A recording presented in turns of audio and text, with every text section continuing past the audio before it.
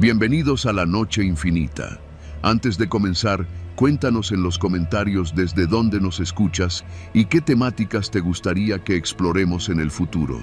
Leemos cada mensaje con atención y siempre tomamos en cuenta sus sugerencias para los próximos relatos. Sin nada más que decir, comencemos. Mi nombre no importa. Solo diré que trabajaba en algo que nadie presume en reuniones ni menciona en su currículum. No era limpieza, ni reciclaje, ni recolección de basura común. Lo nuestro era más especializado. Durante años, mi compa Julián y yo fuimos parte de una cuadrilla que hacíamos encargos para gente que pagaba en efectivo, por adelantado y sin muchas preguntas. Nos llamaban los recolectores, pero no de basura. Íbamos a casas, oficinas, terrenos o naves industriales abandonadas y nos encargábamos de limpiar muebles, restos, documentos, lo que fuera. Nunca supimos bien de dónde salían los trabajos, pero sí sabíamos quién nos los asignaba. Don Remigio. Era un viejo canoso, con traje siempre limpio, que hablaba bajito, pero te metía miedo con solo mirarte. Tenía su oficina detrás de una estética abandonada en Azcapotzalco. Nunca lo vimos sonreír. La única vez que lo hizo fue cuando le dijimos que un trabajo había sido más difícil de lo esperado, y se rió como si hubiera escuchado un chiste personalísimo. Nos pagaba bien, en efectivo, en sobres Manila, y siempre nos decía lo mismo al asignar un encargo. Sin preguntas, solo recojan lo que se les indique, nada más. La llamada. Una tarde, pasadas las 6, me marcó directo, algo que no era común. Usualmente era su asistente la que nos mandaba la ubicación por mensaje. ¿Estás ocupado esta noche?, me dijo sin saludar. No, patrón, contesté. Este encargo es diferente. Tú y Julián solos. Es una propiedad en Tecámac. Se les va a abrir la puerta a las 11 en punto. Estén puntuales. Van a encontrar lo que tienen que sacar en la cochera. No entren a la casa, ¿me entendiste? Sí, patrón. No me fallen. Y colgó. El tono fue lo que me puso nervioso. Don Remigio tenía muchas maneras de decirte que te podía desaparecer y que nadie lo notaría.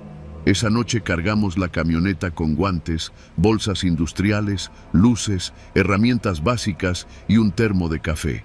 Tecámac estaba lejos, pero con el tráfico muerto a esas horas, hicimos menos de una hora desde Iztacalco. La casa estaba en una privada medio descuidada, de esas que tienen casetas de vigilancia donde ya nadie se asoma. La calle estaba en silencio y la casa, una de esas construcciones setenteras de 2 pisos con fachada de tabique aparente, tenía la reja abierta como nos dijeron. Nos estacionamos justo enfrente. No había luces, ni dentro ni en las casas cercanas. Pero lo raro vino cuando, justo al marcar el reloj, las 11 en el tablero del coche, la cochera se encendió sola. Un sensor tal vez, pero con demasiada precisión. Nos miramos sin decir nada. Julián me dijo en voz baja: «Esto está raro, güey». Asentí. Entramos. La cochera tenía un auto viejo, un Malibú azul marino con placas de hace más de 10 años, cubierto con una lona sucia. Junto al coche, 3 bolsas negras, grandes, llenas hasta el tope, cerradas con cinta industrial. Había también una maleta verde con cierre de combinación y un par de cajas de cartón. Todo tenía cinta con la palabra dispersar, escrita en plumón negro. Empezamos a cargar las bolsas sin mirar adentro. Estaban pesadas, pero no tanto como para que fueran escombros. Más bien parecían ropa o algo blando. Cuando subimos la segunda bolsa a la camioneta, Julián hizo una mueca. «Huele feo, ¿no?» Y sí, había un olor metálico, como de fierro oxidado mezclado con algo más agrio. Me acerqué a la maleta. Dudé. ¿La abrimos? Julián me miró. Dijo que sin preguntas, ¿no? Asentí, pero algo no me dejaba tranquilo. La nota.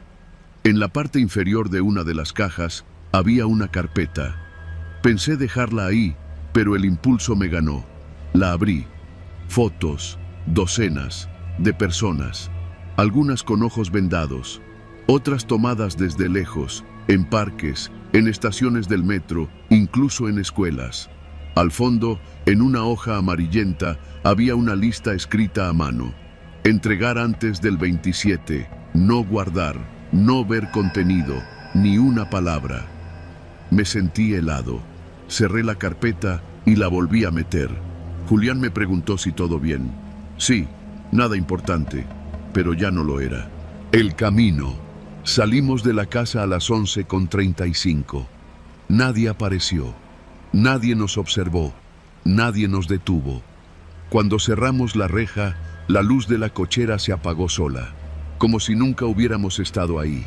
Tomamos la carretera libre rumbo a Chalco. Allí estaba el punto de entrega, un lote con una construcción en obra negra, según el mensaje de Remigio. Mientras manejaba, sentía las manos sudadas.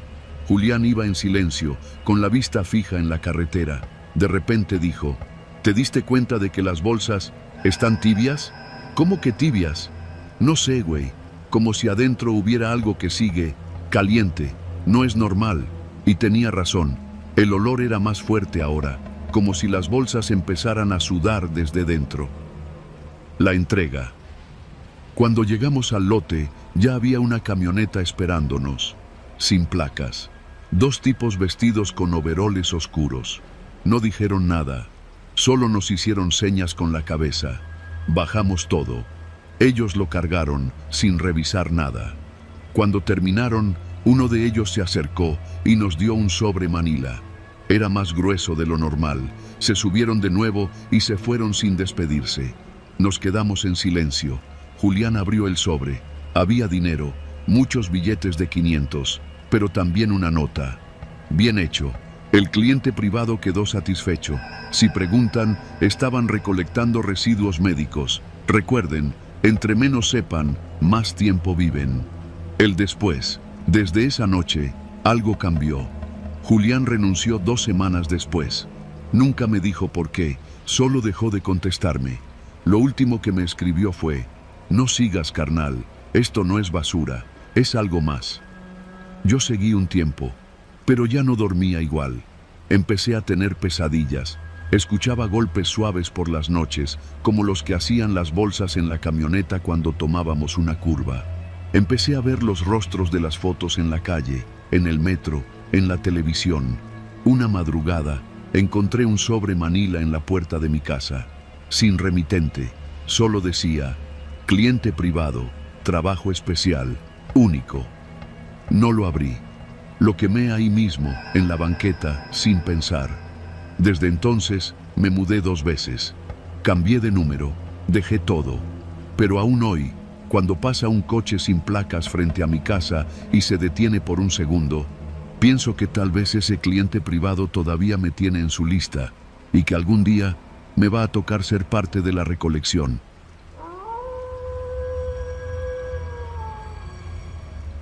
Nada glamoroso, nada digno de presumir, pero era un trabajo. Uno que empecé a los 19 años, en la misma colonia donde había nacido y crecido, Santa María la Ribera, al norte de la Ciudad de México. Con el tiempo uno se acostumbra a todo, a los olores, al peso del costal, a las miradas, a ser invisible.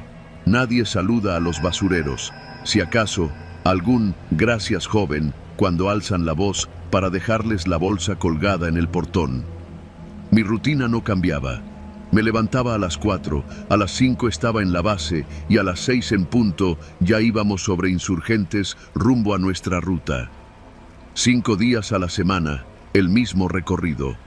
Hasta que un lunes, a finales de octubre, vi algo que no debía haber visto. Aquella mañana estaba nublado. No llovía, pero el cielo estaba completamente cerrado. Íbamos en la parte trasera del camión, 3 compañeros más y yo, echando relajo como siempre. Paramos frente a una vecindad vieja en la calle de Cedro. Las bolsas estaban alineadas, pero una, más grande de lo normal, sobresalía. La tomé sin pensar, pero algo dentro sonó raro, como si cargara cosas metálicas. La subí al camión. En eso, el chava, uno de los más viejos de la cuadrilla, me dijo: «Oye, Marco, mira esto». Extendió una hoja arrugada que había salido de una de las bolsas. Al principio no me pareció nada raro, Una hoja reciclada con nombres escritos a mano, algunos tachados con plumón negro, pero lo que me llamó la atención fue el encabezado. Objetivos eliminados, pendientes. Apenas leí eso, solté una risa nerviosa. Parecía una lista de esas que hacen los adolescentes para bromear entre ellos. Ha de ser de algún loco, ya sabes. La gente tira cada cosa, dije. Chava se encogió de hombros, pero antes de tirar el papel, algo lo detuvo. «Espérate, cabrón», dijo. «¿Ese no es tu apellido?» Lo miré bien. No supe qué me asustó más, ver mi apellido completo en esa lista o ver que estaba tachado. No podía ser una coincidencia, no era un nombre común. «Chinga tu madre, Chava, ¿qué clase de broma es esta?» Pero él seguía leyendo, con la ceja levantada. «Aquí hay más nombres. Creo que este era un tal Rubén», me dijo, señalando otro. Y lo reconocí. Rubén Ramírez. Un recolector como nosotros, que había muerto hacía como 4 meses. Según dijeron, un infarto. Lo encontraron en su casa, solo, con la televisión prendida. Yo había ido al velorio. También reconocí el nombre de Yadira Ortiz. Ella había trabajado con nosotros hasta el año pasado, antes de que renunciara. Me dijeron que había tenido un accidente en moto. Estaban los dos tachados también. De pronto me sentí helado. Chava notó mi expresión. «No te lo tomes en serio, güey. Ha de ser una lista de cosas que alguien soñó. Locos hay muchos». Metí el papel en mi mochila sin decir nada. Ese día no pude dejar de pensar en ello. La lista tenía cerca de 20 nombres.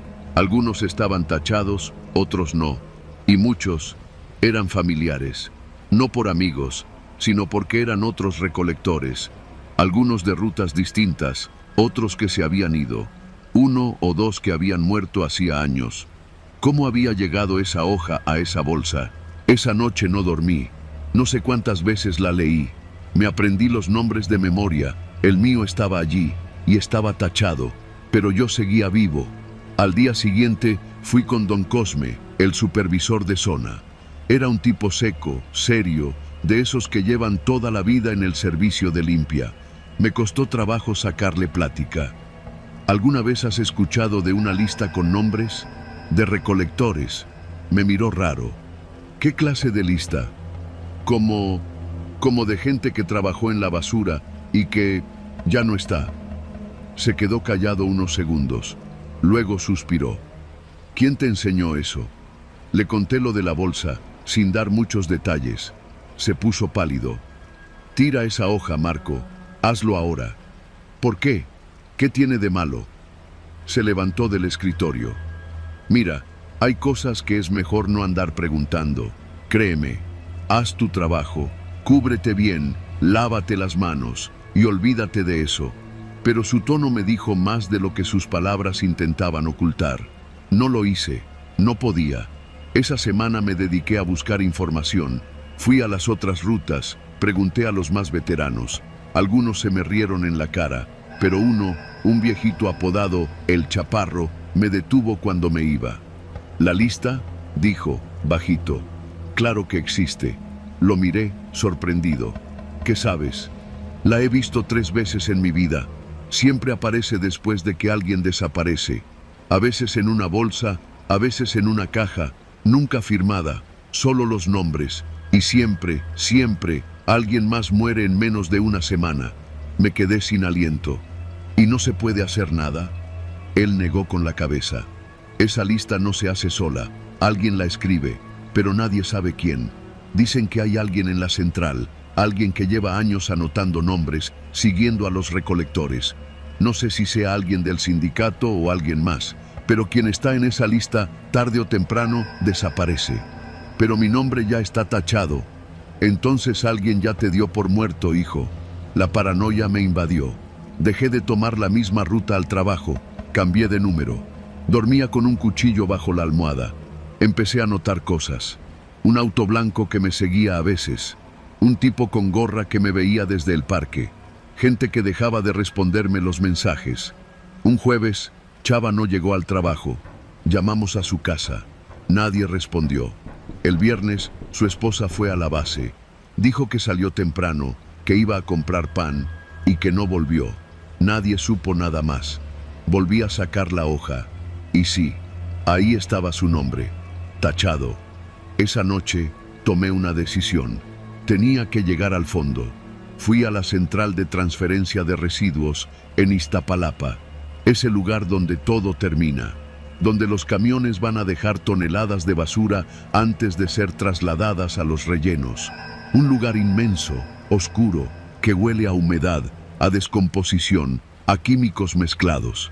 No tenía permiso para entrar, pero soborné al vigilante con 200 pesos y un six de cerveza. Solo unos minutos, carnal. Entré. Era de noche. El lugar estaba medio vacío. Me deslicé entre los montones de bolsas buscando algo, lo que fuera, y lo encontré. Un cuarto pequeño, una especie de oficina portátil, escondida entre dos muros de concreto. La puerta estaba entreabierta. Adentro, una lámpara colgaba del techo, una mesa vieja, y decenas de hojas iguales a la mía, apiladas en carpetas, todas con el mismo encabezado: objetivos eliminados, pendientes, nombres, fechas, tareas, algunos con observaciones.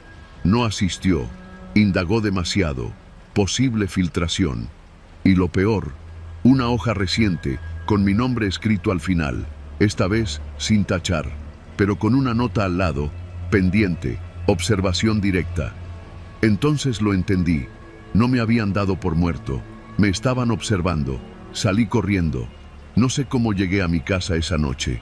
No dormí. Empaqué lo poco que tenía, tomé el primer camión al amanecer y me fui a vivir con un primo en Toluca. Cambié de número, de apellido incluso, gracias a una palanca del registro civil. Nadie volvió a saber de mí. No regresé jamás. Han pasado 5 años desde aquello. Hoy trabajo en un taller mecánico, pero todavía tengo la hoja, la original.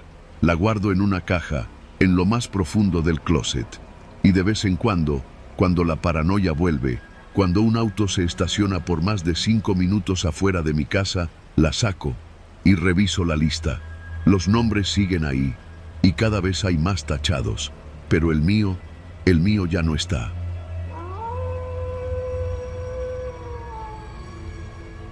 Soy Mauricio. Trabajo como recolector de basura para el Ayuntamiento de Naucalpan, en el Estado de México. Llevo más de 12 años subido en esa misma unidad naranja que recorre las calles de madrugada, esquivando perros, baches y autos mal estacionados.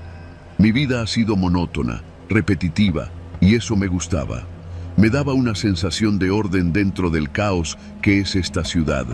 Pero desde hace un par de meses, algo empezó a cambiar. Todo comenzó una noche a mediados de octubre. Estábamos en la colonia Las Huertas, una zona de calles angostas y casas viejas, donde la mayoría de la gente todavía saca su basura envuelta en periódicos y en bolsas del tianguis. Esa noche, mientras mi compañero Checo bajaba de la parte trasera del camión a recoger unas bolsas grandes, yo lo seguí con la lámpara.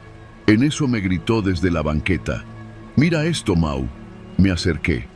Entre los costales de basura había un muñeco de peluche, de esos que venden en los cruceros, pero este tenía algo raro. Tenía la sonrisa dibujada con plumón rojo, exagerada, como la del Guasón, pero mal hecha, como si un niño lo hubiera pintado a mano temblorosa. Además, tenía los ojos bordados en forma de X. A simple vista parecía un simple juguete roto, pero había algo en su expresión, algo que no me gustó. Checo lo alzó y bromeó con que se lo iba a llevar para asustar a sus sobrinos. Se lo metió a la mochila y seguimos la ruta. Al día siguiente me dijo que lo había dejado en su casa, sobre la repisa de la sala. Pero su hermana, con la que vivía, lo tiró a la basura en cuanto lo vio. Dijo que el muñeco tenía una vibra muy fea. Me burlé un poco de él. Le dije que eso le pasaba por andar recogiendo cosas raras, pero no sabía que esa era solo la primera de varias noches extrañas. Las semanas siguientes empezamos a notar más juguetes entre la basura. No era raro encontrar alguno que otro, especialmente después del Día del Niño o Navidad. Pero estos eran distintos. Todos estaban modificados. Un caballito de plástico con los ojos tapados con cinta negra. Un carrito de control remoto con las ruedas quemadas y una palabra escrita en corrector blanco. Observa. Una muñeca sin brazos, con la cara cubierta de papel aluminio. Todos tenían algo en común. Pequeñas ranuras ocultas, como rejillas diminutas o perforaciones en lugares inusuales. Una noche, ya en la base, uno de los chicos de mantenimiento encontró una de esas muñecas dentro del camión, metida debajo del asiento del copiloto. No estaba ahí cuando terminamos la ruta. La llevaron al jefe de cuadrilla, quien la abrió por curiosidad. Adentro, pegada con cinta, había una cámara diminuta, como las que usan para espiar. Ni siquiera sabíamos que esas cosas podían meterse en un juguete. El jefe, muy serio, nos prohibió volver a recoger cualquier juguete que encontráramos en la basura. Pero la curiosidad pudo más. Una semana después, Checo volvió a llevarse otro. Esta vez era una figura de acción, como un luchador, con la misma sonrisa pintada en la cara.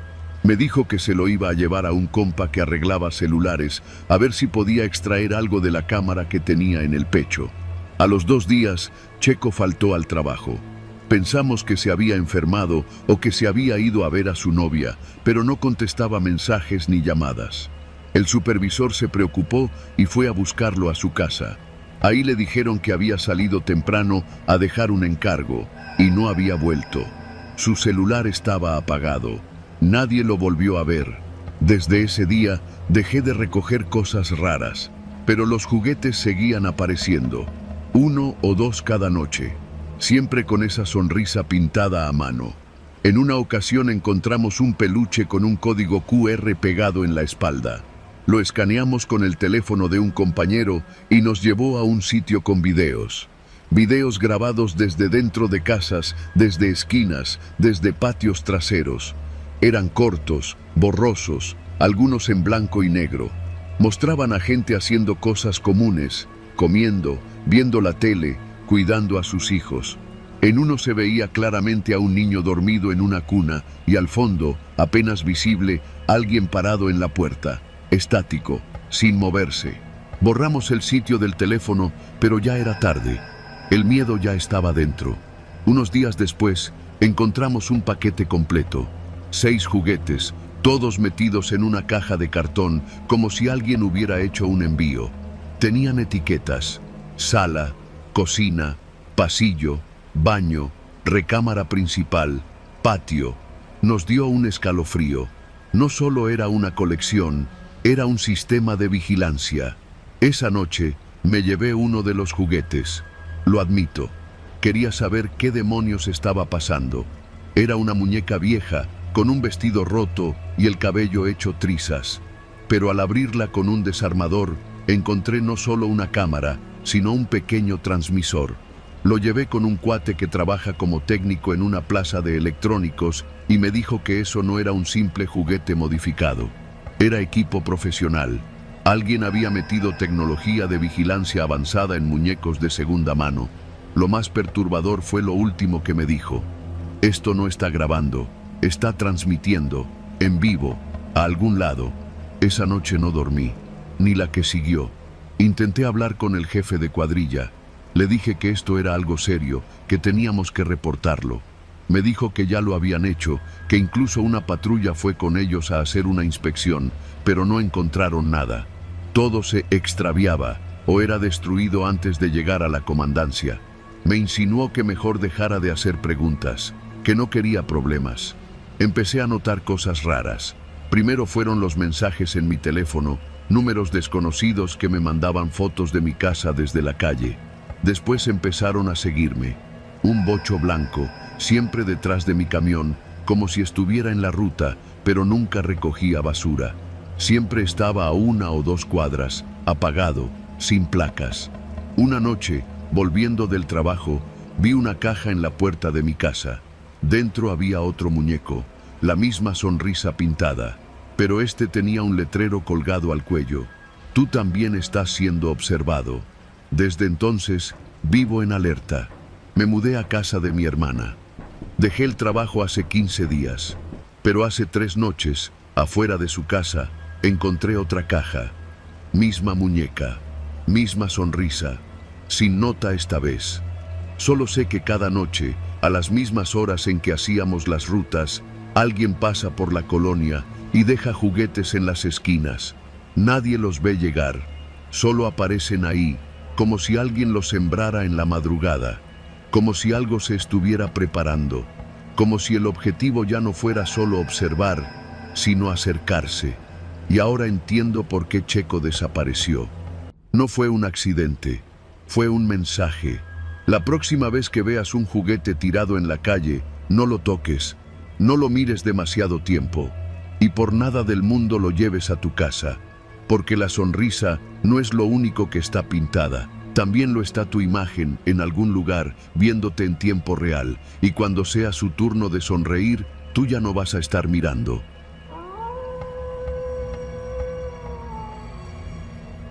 Yo solo iba a cubrir una ruta más. Era martes, uno de esos días pesados donde el calor no te deja pensar y el tráfico de la ciudad se vuelve más insoportable que de costumbre. Trabajo como recolector de basura en una empresa de limpieza que presta servicio a varias colonias de la Ciudad de México. Para entonces llevaba ya más de 10 años en el oficio, suficiente como para saber cuándo algo huele mal. Y no me refiero a la basura. Mi turno ese día empezaba a las 6 de la tarde y terminaba cerca de la medianoche. Yo iba en la parte trasera del camión con otro compañero, Gerardo, mientras que Lalo conducía. Llevábamos una ruta extra que nos asignaron de último minuto porque uno de los camiones se descompuso. A todos nos dio flojera al principio, pero el jefe prometió doble pago por las horas extras y no íbamos a decir que no. La colonia a la que íbamos se llamaba Los Cipreses, un nombre demasiado elegante para lo que resultó ser un conjunto de casas viejas, enrejadas, con banquetas desniveladas y muchas cámaras. Demasiadas. No había llegado ni al primer contenedor cuando me percaté de que había cámaras de vigilancia en cada casa. Pero no de las normales, no. Eran cámaras grandes, industriales, algunas colgadas en postes artesanales hechos con tubos y maderas. Muchas tenían luces rojas parpadeando. Sentías que te veían desde que ponías un pie ahí. ¿Qué pedo con esta gente?, murmuró Gerardo mientras vaciábamos un bote grande que olía a podrido. Lalo bajó del camión para ayudarnos, cosa rara en él. Nos miró serio y dijo en voz baja: ¿Ya vieron cuántas cámaras hay? Ni en Polanco he visto tantas. Asentí sin decir nada. Empezamos a movernos hacia la siguiente casa cuando escuchamos un sonido seco, como un clic, luego otro y otro. Levanté la mirada y vi, por lo menos, 4 cámaras apuntando directamente hacia nosotros desde distintos ángulos. Una de ellas se movió lentamente, siguiéndome mientras caminaba. Se me erizó la piel. «Nos están grabando», dije. «Pues claro», respondió Lalo, tratando de sonar tranquilo. «Es para que no les robemos sus bolsas». Gerardo se rió, pero fue una risa seca. Todos sabíamos que algo no cuadraba. Al llegar a la tercera casa, ya era de noche. La calle estaba completamente silenciosa, y eso que todavía no eran ni las 9. Ningún carro pasó, no se escuchaban perros ni música, nada. El único sonido era el del camión, las ruedas del contenedor y nosotros respirando. En la cuarta casa, una señora salió con una linterna en la mano y nos observó desde la entrada, sin decir palabra. Llevaba una bata larga, de esas que parecen más una cortina, y estaba descalza. Cuando Gerardo vació su bote, la señora levantó la linterna y le apuntó directo al rostro. «¿Por qué tardaron tanto?», preguntó con una voz áspera, seca. «¿Perdón?», respondió Gerardo sorprendido. «La basura debe recogerse antes de las 8», dijo. «Así es el reglamento de la calle. Venimos cubriendo otra ruta, señora. Una disculpa». Ella no respondió. Solo se giró y volvió a su casa, cerrando la reja con un portazo.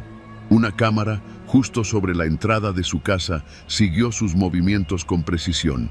Seguimos con nuestra ruta. Ya íbamos por la mitad cuando lo notamos. Las casas no tenían salidas traseras.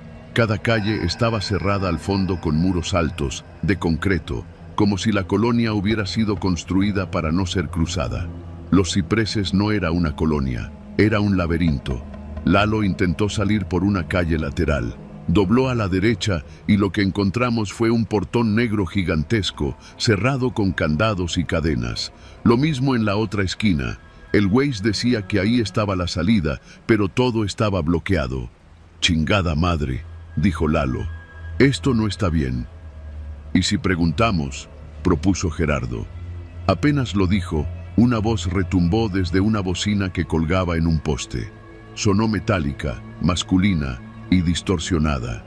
«Favor de permanecer en su ruta asignada. Está prohibido circular fuera del recorrido. Nos congelamos». La voz no venía de ninguna casa, venía del cielo, o al menos eso sentía. Miré hacia arriba y vi un altavoz oxidado, con una luz roja encendida. Lalo lo miró también. Nadie se movió. «¿Y eso qué chingados fue?», preguntó Gerardo, ya sin la menor intención de bromear. «Nos están vigilando», murmuré. «No es solo por seguridad, esto es otra cosa». Seguimos trabajando en silencio.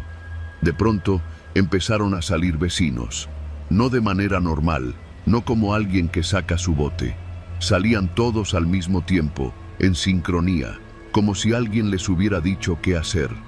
Uno a uno se paraban en las banquetas, con teléfonos, cámaras, celulares y hasta tabletas. Todos apuntándonos, tomaban fotos, grababan. Algunos murmuraban entre ellos. Una niña de no más de 6 años me apuntó con un celular enorme y susurró: «Ese es el que no respetó el reglamento». No aguantamos más.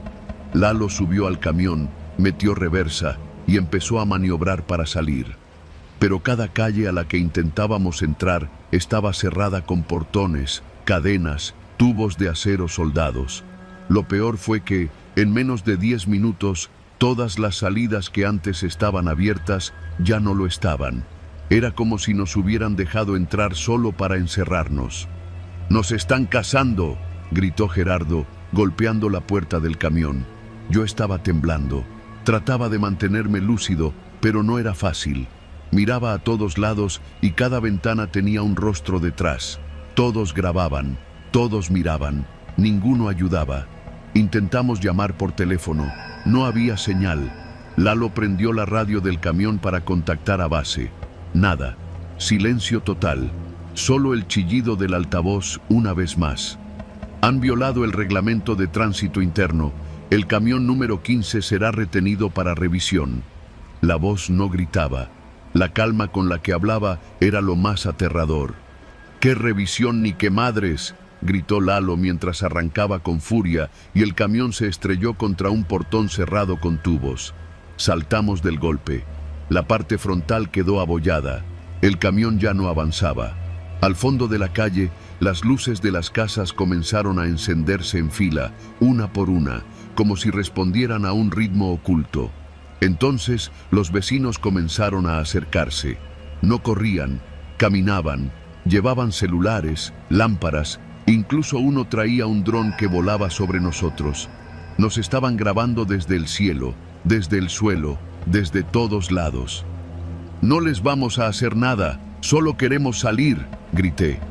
Pero ellos no respondían, solo grababan, como si fueran parte de un experimento. Lalo intentó salir corriendo, pero no dio ni 10 pasos cuando 2 tipos con camisetas blancas lo interceptaron. Lo sometieron, lo esposaron con cinchos de plástico y lo llevaron hacia una casa blanca con ventanales. No gritó, solo nos miró como diciendo: «No digan nada». A Gerardo lo metieron en una de las casas del fondo, a empujones. A mí me rodearon 5 personas. No me golpearon, no me insultaron, solo me grabaron mientras me arrinconaban contra una pared. Me pusieron una linterna en la cara y comenzaron a hacer preguntas. ¿Sabías que el reglamento prohíbe circular fuera de la ruta? ¿Quién autorizó tu presencia aquí? ¿Por qué no pediste permiso de grabación? Yo no entendía nada. ¿Qué reglamento? ¿Qué grabación? ¿Quién chingados eran ellos para cuestionarme? Cuando no respondí, me tomaron de los brazos, me llevaron a una cochera convertida en cuarto de vigilancia y me mostraron un video. Era yo, en tiempo real, bajando la basura de una casa, con la hora exacta, el número de bote, el ángulo del cuerpo. Parecía un documental. Este video será evaluado, dijo un tipo con bata blanca, que parecía más un técnico que un vecino. Si no cumple con las normas de imagen, el recolector será retenido por 72 horas. Yo solo dije, por favor, déjenme ir. Me miró y sin emoción respondió, la colonia requiere observadores. Los mejores se quedan. No supe cuántas horas pasaron, pero de alguna forma, al amanecer, desperté en el camión, con Lalo y Gerardo dormidos también. La cabina estaba cerrada, pero sin candado. Afuera no había nadie. Las casas parecían vacías. El portón que antes estaba cerrado, ahora estaba abierto. Salimos sin decir palabra. Nadie volvió a mencionarlo. Nadie creyó nuestra historia. Renuncié ese mismo mes. Pero a veces, en noches silenciosas, me llega un mensaje extraño a mi celular. No tiene número, solo una liga a un video. Cuando abro el enlace, me veo a mí, recogiendo la basura en los cipreses. La cámara está perfectamente estabilizada, el audio es limpio, el ángulo es perfecto, yo soy el protagonista, y cada vez que aparece uno nuevo, el título cambia. Episodio 1. El recolector que no respetó el reglamento. Episodio 2. El camión desobediente. Episodio 3. El escape. Yo no escapé, solo me dejaron ir, porque algunos tienen que vivir para que otros sigan mirando.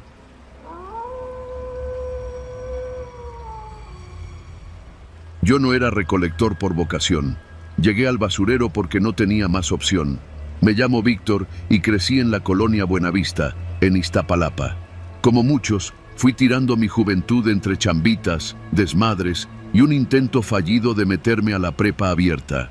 A los 32 años, con una hija que mantener y sin un peso en la bolsa, acepté un trabajo que la neta nadie quiere. Ayudante de incinerador en el tiradero de Santa Cruz Mellehualco. No era un basurero cualquiera. Ahí no solo se acumulaban bolsas de residuos. Era un centro de quema, uno de esos sitios donde todavía queman a cielo abierto todo lo que no se puede reciclar. Llantas, plásticos, muebles viejos, cadáveres de perros, a veces hasta colchones orinados. Todo lo que la ciudad quiere desaparecer termina ahí. Empecé en febrero. Recuerdo bien el primer día porque el aire me raspó la garganta apenas llegué. Olía a plástico derretido, a carne rancia, a humedad podrida. El supervisor, un señor moreno y huesudo al que todos le decían el güero, me presentó al equipo. Toño, el operador de la retroexcavadora, Nacho, otro novato como yo, y el Chilango, un señor ya grande que llevaba trabajando ahí más de 20 años y casi no hablaba. Tú vas a trabajar con ellos, me dijo el güero. Apréndele al Chilango. No habla mucho, pero ve y escucha. No me dijo más. No pregunté tampoco. Ahí todo se movía por señas, miradas y gritos secos.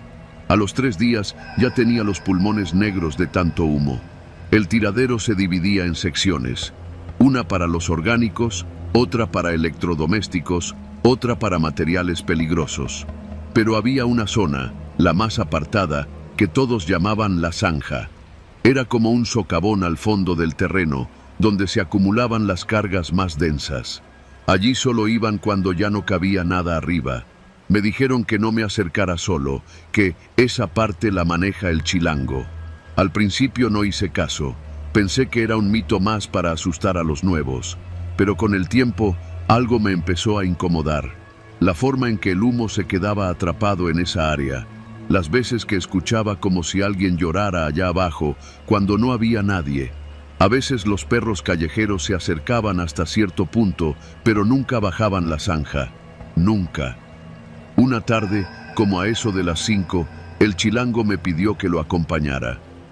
Vamos, me toca quemar allá abajo, dijo por primera vez. Tomamos unas palas, una carretilla con costales y descendimos. El piso estaba resbaloso por la ceniza y un líquido espeso que siempre salía de las bolsas negras cuando se acumulaban mucho tiempo. Mientras bajábamos, el aire se hacía más denso. Me ardían los ojos. ¿Qué hay que quemar?, pregunté. El Chilango señaló con la barbilla una pila cubierta con una lona. Me acerqué. Al levantarla, me quedé helado. No eran bolsas comunes, eran bultos pesados, envueltos en cobijas con cinta canela.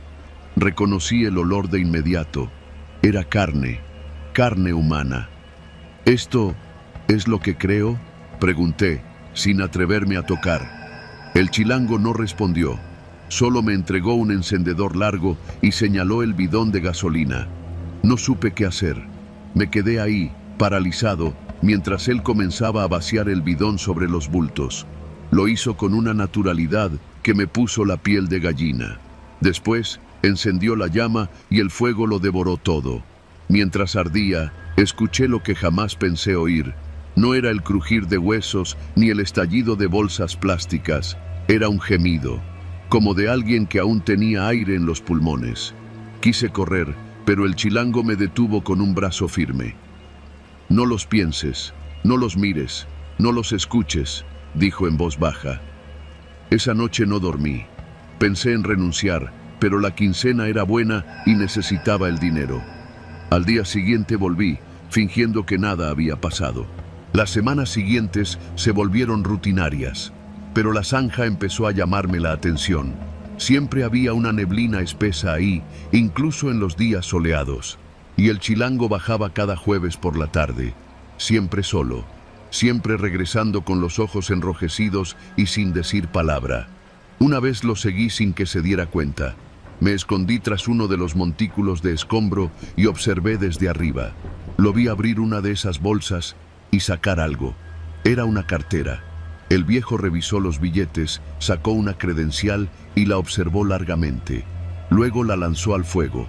Después sacó un teléfono, lo quebró con las manos, lo pisoteó y también lo arrojó a las llamas. Eran cuerpos, eran restos con nombre, con historia. Y él sabía quiénes eran. Esa noche lo enfrenté en el comedor improvisado que teníamos bajo una lona. «¿Quiénes son los que quemas allá abajo?».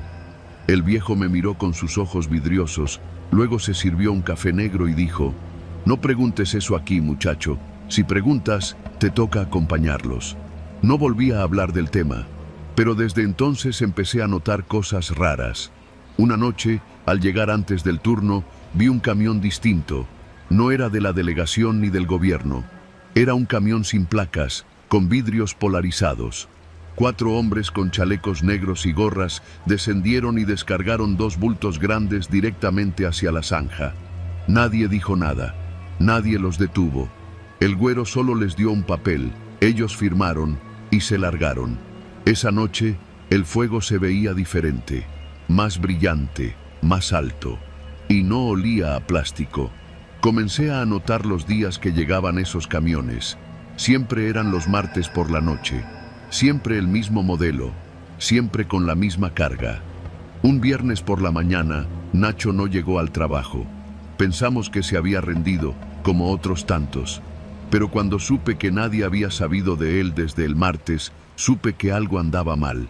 Fui hasta su casa, pero su mamá me dijo que salió a trabajar y nunca volvió. Ni la moto, ni el uniforme. Nada. Intenté hablar con el güero, pero me mandó al carajo. «¿Qué crees que somos? ¿La fiscalía?», me soltó con una risita asquerosa. Fui directo con el chilango. Lo confronté. Le dije que yo sabía, que ya me había dado cuenta de todo. «Te metiste donde no debes», me dijo, sin levantar la voz. «Hay cosas que se deben quemar para que no se encuentren, y hay otras que se queman porque son un estorbo». Le exigí respuestas. Le dije que sabía lo de los camiones, que había visto los cuerpos, que Nacho habló, me interrumpió. Habló donde no debía, y cuando uno habla, deja de ser útil. Aquí todos servimos para algo, hasta el final. Sentí una mezcla de rabia y terror. Sabía que ya era tarde para echarme atrás. Esa noche no dormí en mi casa. Me quedé en casa de un primo, lejos de la zona. Dejé el teléfono apagado. Me escondí como rata. Al día siguiente fui al Ministerio Público. Denuncié lo que sabía. Me tomaron declaración, pero sentí que nadie me creía. Una semana después, el basurero ardió durante más de 12 horas seguidas. Dijeron que fue un incendio provocado por acumulación de gases. Murieron 3 trabajadores, entre ellos el chilango. Nunca encontraron su cuerpo. Desde entonces, no puedo pasar cerca de una fogata sin sentir que alguien, me observa desde las llamas. Ya no duermo bien, ya no soy el mismo, pero al menos sigo vivo, y eso, en ese lugar, ya es decir mucho.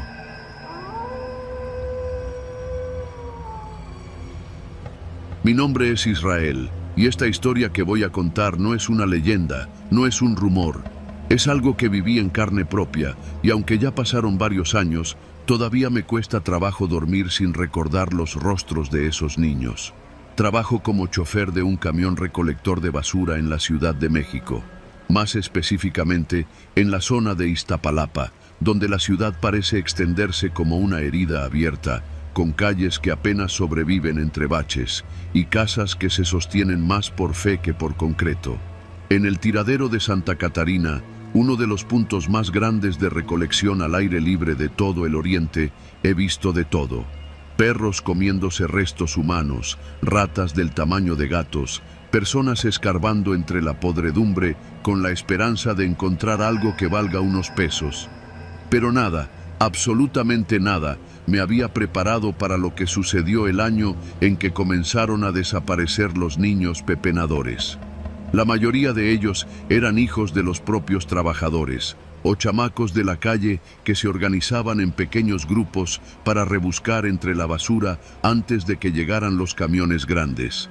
Les decían los hijos del tiradero. No tenían papeles, escuela ni futuro, pero sí una astucia que los hacía invisibles cuando querían. Muchos eran huérfanos, otros eran mandados por sus padres a ganarse la vida desde que aprendían a caminar. Yo los veía a diario, con la cara tiznada, los dedos ennegrecidos y una mirada que no era de niño. Todo empezó con la desaparición de Miguelito. Tenía como 8 años y siempre se subía a mi camión cuando pasábamos por la colonia Vicente Guerrero. No pedía permiso, se trepaba, se sentaba en la parte de atrás y me saludaba con un «¿Qué tranza, Isra?». Me hacía reír. Decía que quería aprender a manejar el camión. Un día ya no estuvo en su esquina. ¿Y Miguel?, pregunté a sus compas. No vino, dijo uno, sin darle importancia. Pensé que estaba enfermo, que se habría peleado con su jefa o que simplemente no le tocaba ese día. Pero pasaron 3, luego 5 y después una semana sin rastro del niño. Empezaron a correr rumores entre los demás choferes, que también faltaba el Dani, otro chamaco que vivía en un cuarto improvisado a unos metros del tiradero. Luego fue Monse, una chavita callada que siempre cargaba una bolsa con muñecos rotos. Los adultos no decían nada. Cuando preguntabas, cambiaban de tema o bajaban la voz. Una tarde, mientras descargaba en el sitio, me acerqué a don Ramón, uno de los pepenadores más viejos del lugar. Oiga, ¿usted ha sabido algo de los niños? Ya van varios que no aparecen. Me miró con los ojos entrecerrados, mascando un pedazo de tortilla dura. Los agarran, joven. No sé quién, pero vienen por ellos. ¿Cómo que los agarran? Como si fueran animales, de noche, silenciosos. Nomás encuentra sus cosas, pero ellos ya no. Le insistí, pero no dijo más. Esa noche no dormí. Pasaron 2 días y al llegar al tiradero me encontré con un alboroto. Estaba una patrulla, varios trabajadores reunidos y un silencio espeso que colgaba como neblina. Me acerqué a ver. En medio del basurero estaba la gorra de El Chullito, otro niño, aplastada y con manchas que no quise mirar de cerca. Nadie decía nada. Uno de los operadores murmuró: «Ya son 7». Esa noche decidí quedarme más tiempo, escondido entre los montones de basura, observando. No sé por qué lo hice. Tal vez por coraje, tal vez porque necesitaba respuestas. Me cubrí con una lona vieja que olía a muerto y esperé. El lugar se transformaba de noche. Ya sin el sol quemando la podredumbre, todo parecía respirar más lento. Las sombras se alargaban, y entonces lo vi. Un camión, no uno como los nuestros, era más grande, sin placas, sin logos, sin luces. Se metió al tiradero como si nada, avanzando en silencio, casi flotando sobre la tierra suelta. Desde donde estaba, podía ver a 2 hombres bajarse. No hablaban. Llevaban ropa oscura, cubrebocas y guantes. Se movían con rapidez. Revisaban los costales dejados por los niños. Uno de ellos sacó una libreta, apuntó algo y luego hicieron una seña hacia la parte trasera del camión. De ahí bajaron a 2 personas más, pero no eran pepenadores. Vestían batas como de laboratorio, con mochilas grandes, y uno tenía una especie de tablet. Se metieron entre los montones de basura y sacaron algo. No vi bien qué era, o quién. Escuché un gemido como de animal herido. Mi sangre se heló. Estuve a punto de salir corriendo, pero me obligué a quedarme. Grabé con mi celular lo poco que pude, aunque la oscuridad no ayudaba. Luego los vi subir de nuevo al camión y marcharse sin prender luces. Me quedé temblando, con las tripas revueltas. Al día siguiente mostré el video a un par de compañeros. Nadie quiso hablar del tema. Uno me dijo que borrara eso, que era peligroso. Otro me pidió que no me metiera, que había gente poderosa detrás. No hice caso. Fui con una conocida que trabaja en una ONG de derechos humanos. Le conté todo. Le pasé el video. Ella prometió ayudar, investigar. Me dijo que no era la primera vez que escuchaba algo así, que había reportes similares en otros basureros, en Chiapas, en Veracruz, en el bordo de Xochiaca, que eran casos aislados, sin pruebas contundentes, pero que había un patrón. A los pocos días la perdí de vista. No volvió a responder mis mensajes. Entonces comenzaron las llamadas. Números desconocidos, silencio al otro lado. Una vez, alguien susurró: «Sabemos quién eres, Israel». Después de eso, cambié de número. Dejé el trabajo. Me mudé con mi hermana a Chalco y evité mencionar el tema, hasta hoy. Porque hace unas semanas vi algo que me hizo revivir todo. Pasaba por Nesa en una combi cuando en una esquina vi a un niño. Estaba sucio, con ropa desgarrada, vendiendo chicles. Me recordó a Miguelito. Me quedé mirándolo y en un momento él me miró también. Fue solo un segundo, pero juro por lo que más quiero que era él. Tenía una cicatriz en la ceja, la misma que tenía Miguel. Me acerqué, bajé corriendo, pero cuando llegué ya no estaba. Pregunté, nadie lo había visto. Caminé varias cuadras, buscándolo. Nada. Como si se lo hubiera tragado la tierra. A veces me pregunto si los usan. ¿Para qué? ¿Tráfico? ¿Experimentos? ¿Reclutamiento? ¿Trabajo esclavo? Nunca lo sabré. Lo que sí sé es que no son fantasmas, no son leyendas urbanas. Son niños, hijos del tiradero. Y alguien se los está llevando. Y lo peor es que a nadie parece importarle.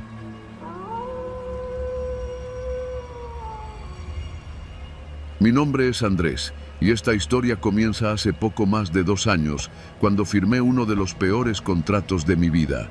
Antes de eso, trabajaba en lo que cayera, ayudante de albañil, cargador en La Merced, y hasta vendiendo películas pirata en Tepito, pero nada estable.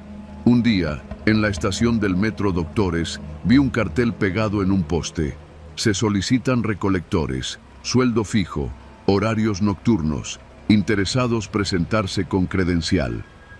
Lo que me llamó la atención no fue el sueldo, aunque era decente, sino una frase pequeña al final: contratación inmediata, no preguntar por los detalles del contrato. Me pareció raro, pero la necesidad pesa más que la curiosidad. Me presenté al día siguiente en una bodega cerca del centro histórico. Me atendió un tipo alto, seco, con acento del norte, que ni siquiera me miró a los ojos. Me entregó una hoja impresa con puras letras chiquitas. Ahí estaba el contrato. No había mucho que leer, solo los datos generales, horarios, uniforme, y al final, una cláusula subrayada.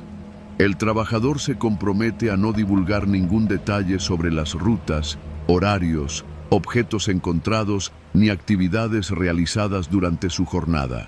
El incumplimiento de esta cláusula será motivo de despido inmediato y posibles acciones legales. Lo firmé sin pensarlo demasiado. El hambre no espera explicaciones. Mi primera noche empezó en una colonia olvidada del norte de la ciudad, cerca de San Juan de Aragón.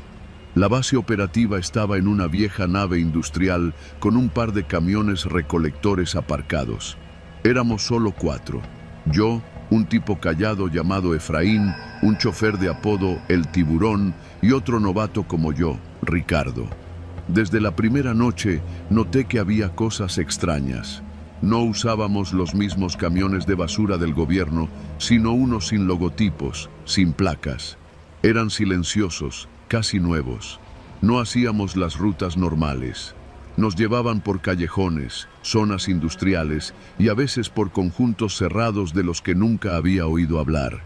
Recogíamos bolsas negras que ya estaban perfectamente acomodadas en esquinas específicas, siempre envueltas con cinta roja. Nadie nos saludaba, no veíamos a nadie. Solo llegábamos, recogíamos y el chofer nos pedía no hablar. Literal, ni entre nosotros. Al principio creí que era por seguridad. Tal vez eran desechos de empresas privadas o algo por el estilo. Pero con el paso de las noches, empezaron a aparecer cosas más difíciles de ignorar.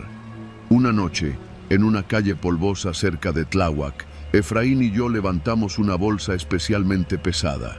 Al cargarla, noté que algo dentro se movía, como si estuviera líquido. Pensé que era carne podrida, quizá de un restaurante o carnicería clandestina. Pero cuando la arrojamos al compactador, se rompió. Lo que salió no eran huesos de res, eran más largos, más delgados, como costillas humanas. Nos quedamos congelados. Efraín me vio sin decir una palabra y solo negó con la cabeza.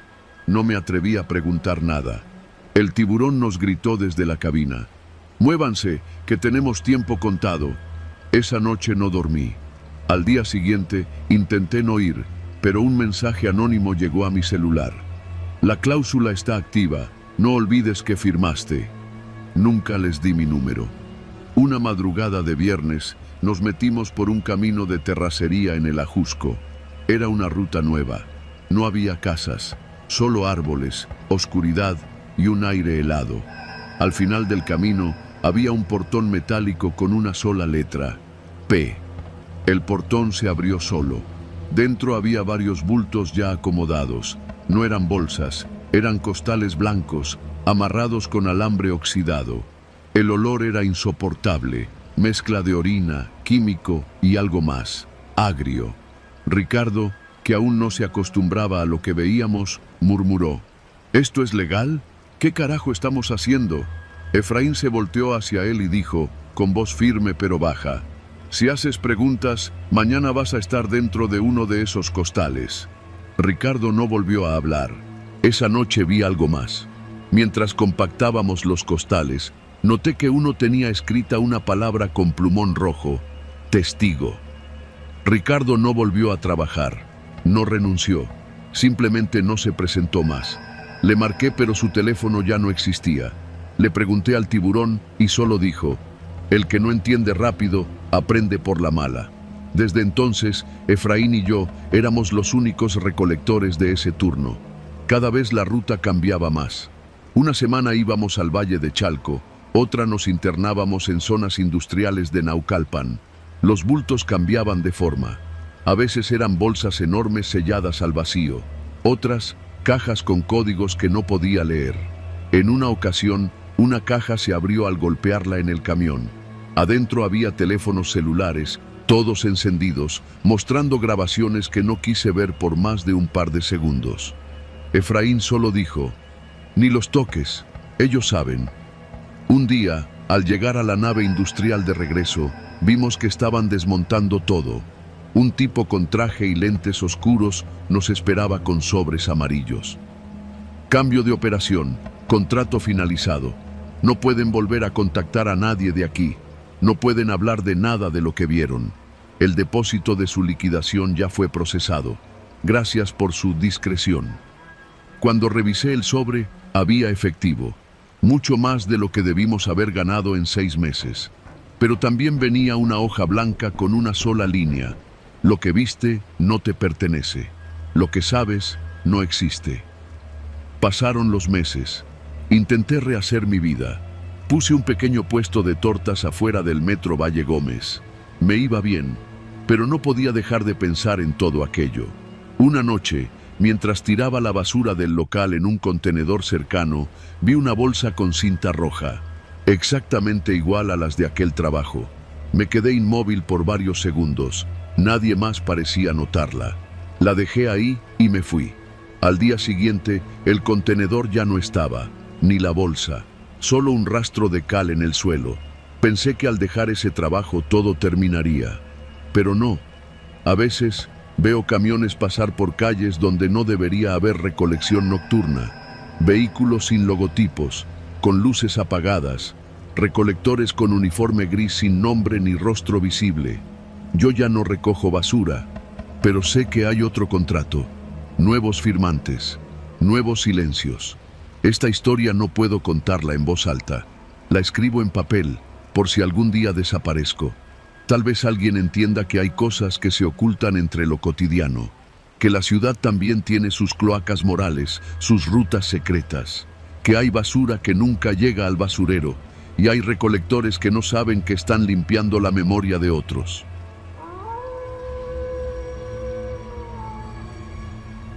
Mi nombre es Guillermo y trabajo en recolección de basura desde hace más de 10 años. Me muevo en un camión de la delegación con otros 2 compañeros, Iván y el Chivo, un morro flaco, callado, que apenas lleva 1 o 2 años en esto. Recolectamos por las colonias de la zona poniente de la Ciudad de México y aunque el sueldo no es una maravilla, lo que realmente nos mantiene aquí son las propinas, sobre todo las especiales. Hay clientes que te dan un billete si les recoges más bolsas de lo permitido o si te llevas muebles que no quieren pagar por tirar. Pero existe otro tipo de servicio, uno que no aparece en ningún reglamento, que no se anuncia, que solo se pasa de boca en boca entre los que ya llevan tiempo en la ruta. Lo llamamos recolección VIP. La primera vez que escuché de eso fue en una fonda cerca de la base, mientras desayunábamos. Iván se me acercó con voz baja, como quien comparte un secreto de confesión. Hay un tipo en Las Águilas que paga bien por servicio fuera de horario. Casa grande, no hay cámaras, y quiere que uno entre por la puerta de atrás. Nada de grabar, nada de preguntas. Te dan lo que sobra, y algo más. Al principio pensé que era puro chisme, pero 2 semanas después, el jefe de ruta me llamó aparte y me dijo que necesitaban a alguien de confianza para un servicio discreto y que me iban a pagar directamente. Me dieron una dirección y una hora, martes, 11 de la noche, y una sola instrucción: no preguntes nada. Fuimos los 3. El camión se detuvo justo frente a una casa enorme, escondida entre cipreses y altos muros. No había número visible, solo un portón negro metálico que se abrió solo, sin que nadie saliera a recibirnos. Entramos con el camión hasta el patio trasero. Ahí había una especie de bodega junto a la casa. Una mujer nos esperaba, alta, muy delgada, vestida con un suéter de cuello alto y falda larga, de esas que parecen de otra época. No dijo su nombre, solo nos indicó con la mano los bultos junto al portón. Había bolsas negras enormes, perfectamente selladas con cinta gris industrial. Nada fuera de lo normal, hasta que Iván intentó levantar una y soltó un quejido. ¿Qué carajos lleva esto?, preguntó, sobándose la espalda. Está más pesado que un refrigerador. La mujer lo miró en silencio. Luego se acercó a mí. Por favor, no revisen, solo carguen y se van. Yo asentí, porque algo en sus ojos me dijo que no era una petición. Cargamos las bolsas. Eran 5.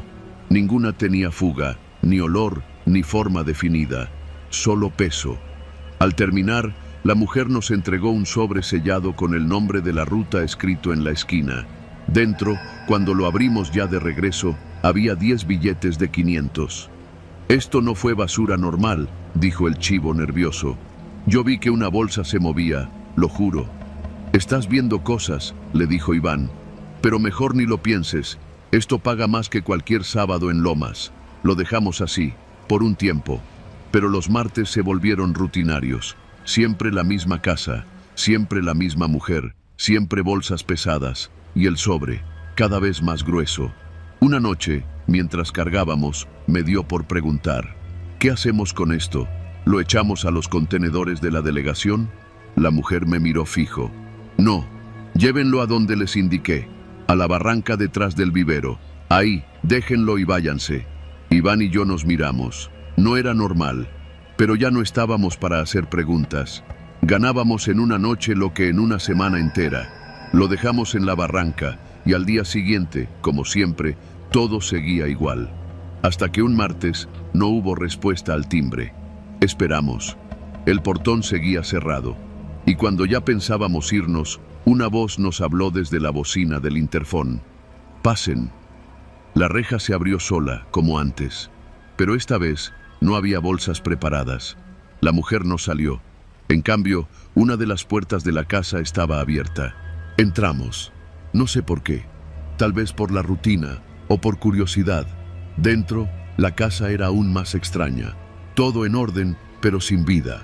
Ni un solo cuadro en las paredes, ni fotos, ni relojes. Solo muebles carísimos y silencio.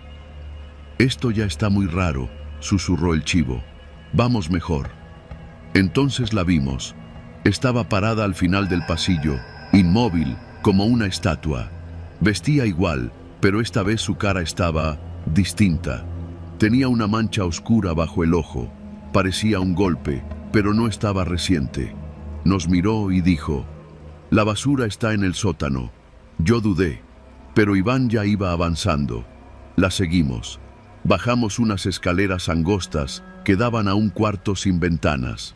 Allí, 3 bolsas esperaban en el piso. A su lado, un bulto cubierto con una manta. Al levantarla, descubrimos un traje de policía, una placa y un celular roto. «¿Qué es esto?», preguntó Iván, dando un paso atrás. «Solo recojan», dijo la mujer, sin mover un músculo. Yo no podía dejar de ver el celular. La pantalla mostraba una llamada fallida.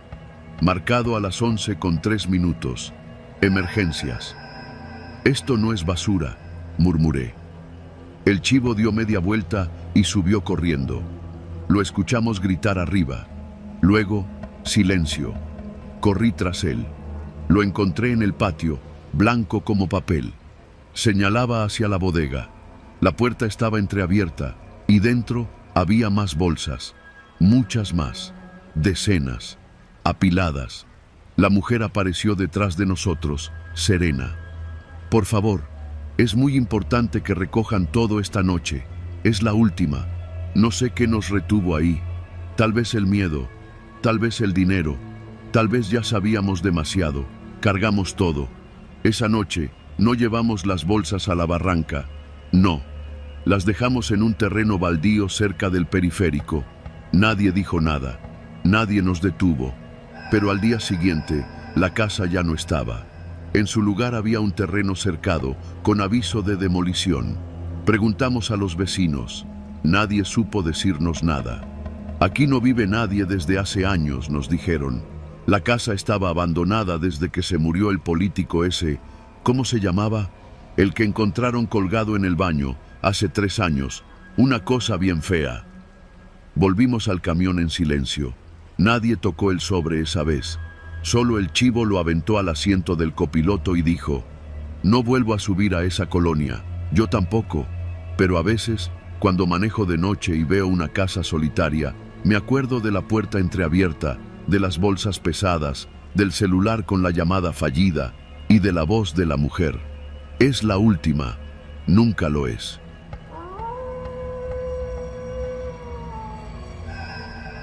Trabajo en el servicio de limpia del municipio desde hace más de 10 años. En la colonia me conocen bien. Dicen que soy de los que siempre cumple con su ruta, que no le saca al jale, aunque sean las 4 de la mañana y esté lloviendo. No voy a decir mi nombre, porque lo que voy a contar puede traerme problemas. Ya van a entender por qué. Lo que sí puedo decir es que trabajo en el turno nocturno, recolectando la basura de la zona centro de Guadalajara. Somos 3 en la cuadrilla: el Chiquilín, el Pajarito y yo. Cada noche tenemos que seguir la misma ruta: Avenida Alcalde, luego San Felipe, y de ahí nos metemos por las colonias hasta llegar a la calzada. Lo hacemos sin chistar, pero desde hace un par de semanas algo empezó a cambiar. Primero fue el color de las bolsas. Para quien no sepa, en Guadalajara usamos un sistema de separación por colores. Las bolsas verdes son para orgánicos, las azules para reciclables y las negras para lo que ya no sirve. La gente rara vez lo respeta, pero uno con experiencia ya sabe qué esperar. Las verdes siempre huelen a podrido, las azules están llenas de botellas y las negras, bueno, ahí puede salir de todo. Pero hace 15 noches exactas, en la calle José María Morelos, justo frente a un edificio viejo que antes fue una clínica, nos encontramos algo raro. Era una noche callada, sin tráfico. El camión venía lleno hasta la mitad. El chiquilín iba en la parte de atrás, yo en la acera, jalando bolsas hacia el compactador y el pajarito manejando con cumbia bajita. En esa cuadra, todo se veía normal, hasta que noté que en la banqueta había 5 bolsas negras alineadas con una precisión rara. Estaban limpias, atadas con nudos dobles, ni una sola gota chorreando. El tipo de bolsas que uno no ve seguido por aquí. Me agaché para subir la primera y al cargarla noté que pesaba más de lo normal. Pero no olía mal, nada, ni tantito. La segunda igual, y así las 5. El chiquilín también se sacó de onda. ¿No se sienten como muy compactas?, me dijo. Asentí, pero no dijimos nada más. Alzamos las 5 y las echamos al camión. Ahí quedó. Pero la siguiente noche, en la misma dirección, había otras 3 bolsas negras, del mismo tipo, igual de pesadas, igual de limpias y sin olor alguno. No me gustó nada. Lo comentamos entre nosotros y el pajarito, que es de los que se ríen de todo, dijo en broma que seguro eran restos de carnicería clandestina. Nadie se rió. La tercera noche regresaron. Ahora eran 7, siempre negras, siempre en la misma dirección y siempre pesadas. Fue entonces que decidí abrir una. Lo hice después del turno, cuando todos se habían ido. Me llevé una de las bolsas al terreno baldío cerca del basurero municipal. La abrí con una navaja, con cuidado, y lo que encontré, aún me cuesta contarlo. Dentro había ropa doblada, metida con precisión, como si alguien la hubiera empaquetado para una mudanza.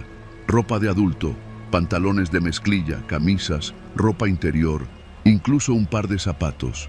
Todo parecía limpio, pero había algo más. Una credencial de elector. La saqué con las manos temblorosas. Era de una mujer, 32 años, vecina de la misma colonia. Me quedé frío. No entendía nada. No se lo conté a los demás. Solo guardé la credencial y esa noche me hice el enfermo para no ir a la ruta. Pero el chiquilín me marcó temprano, alterado. Güey, dejaron más bolsas. Ahora fueron 10, todas iguales. Y adivina qué, ya no estaban frente al edificio viejo, estaban frente a la iglesia del Carmen. Ahí fue cuando empecé a atar cabos. Cada noche, las bolsas se iban moviendo de calle, siempre dentro de la misma zona, pero cambiaban de lugar y aumentaban. Primero 5, luego 7, luego 10. Y siempre con ropa, siempre pesadas. Esa noche volví a abrir otra, esta vez frente a mis compañeros. Dentro había ropa de niño, una mochila de Spider-Man, un cuaderno a medio usar. El chiquilín vomitó al lado del camión. El pajarito se quedó pálido, ya no era gracioso. Lo que hicimos después fue ir directo a la policía. Llevamos la credencial, la mochila y una de las bolsas. Nos hicieron esperar horas. Un agente gordo, con cara de que le valía todo, apenas nos miró. Y si nada más están tirando donaciones o ropa vieja, ¿cuál es el pedo? Donaciones en bolsas negras, a la 1 de la mañana, todos los días, en distintos puntos, sin olor, con ropa doblada. El tipo solo se encogió de hombros. Nos mandaron con otro oficial y al final nos dijeron que iban a investigar. Nunca lo hicieron. Lo sé porque cada noche las bolsas seguían apareciendo y cada noche aumentaban. Hasta que una madrugada, hace 3 días, encontramos algo más. En la esquina de la calle Libertad con González Ortega, vimos las bolsas. 14. Pero esta vez no estaban alineadas. Estaban amontonadas, como si alguien las hubiera dejado a toda prisa. Una de ellas estaba rota, y lo que salía por el agujero no era ropa, era carne, carne humana. No hay otra forma de decirlo. No la toqué. El chiquilín se quedó paralizado. El pajarito apagó el motor, Nadie dijo nada por varios minutos, solo el ruido del motor apagándose y nuestras respiraciones agitadas. Llamamos otra vez a la policía. Esta vez sí vinieron. Recogieron las bolsas, nos tomaron declaración, nos dijeron que ya estaban al tanto del caso, pero el tono de voz del comandante me dio más miedo que cualquier cosa que haya visto en esas bolsas. Nos dijo, sin mirarnos a los ojos, no digan nada de esto, es basura, ¿quedó claro? Y se fueron, así nomás. Desde esa noche nos cambiaron de ruta, nos mandaron al oriente de la ciudad, donde las calles huelen mal, pero al menos sabes lo que hay en las bolsas. El camión que hacía la ruta anterior desapareció. Nadie sabe si lo reasignaron, si los compañeros renunciaron o si pasó otra cosa. Lo único que sé es que las bolsas negras siguen apareciendo, cada noche, en distintos puntos del centro. Nadie las recoge ya. Y el camión compactador, cuando pasa por ahí, las esquiva. Yo las veo desde lejos, sentado desde mi nuevo camión, y me tiemblan las manos, porque ahora sé que esas bolsas no contienen basura. Contienen historias que alguien quiere borrar. Y nosotros, los de los uniformes fosforescentes y las manos llenas de mugre, somos los primeros en verlas. Y los primeros en callar.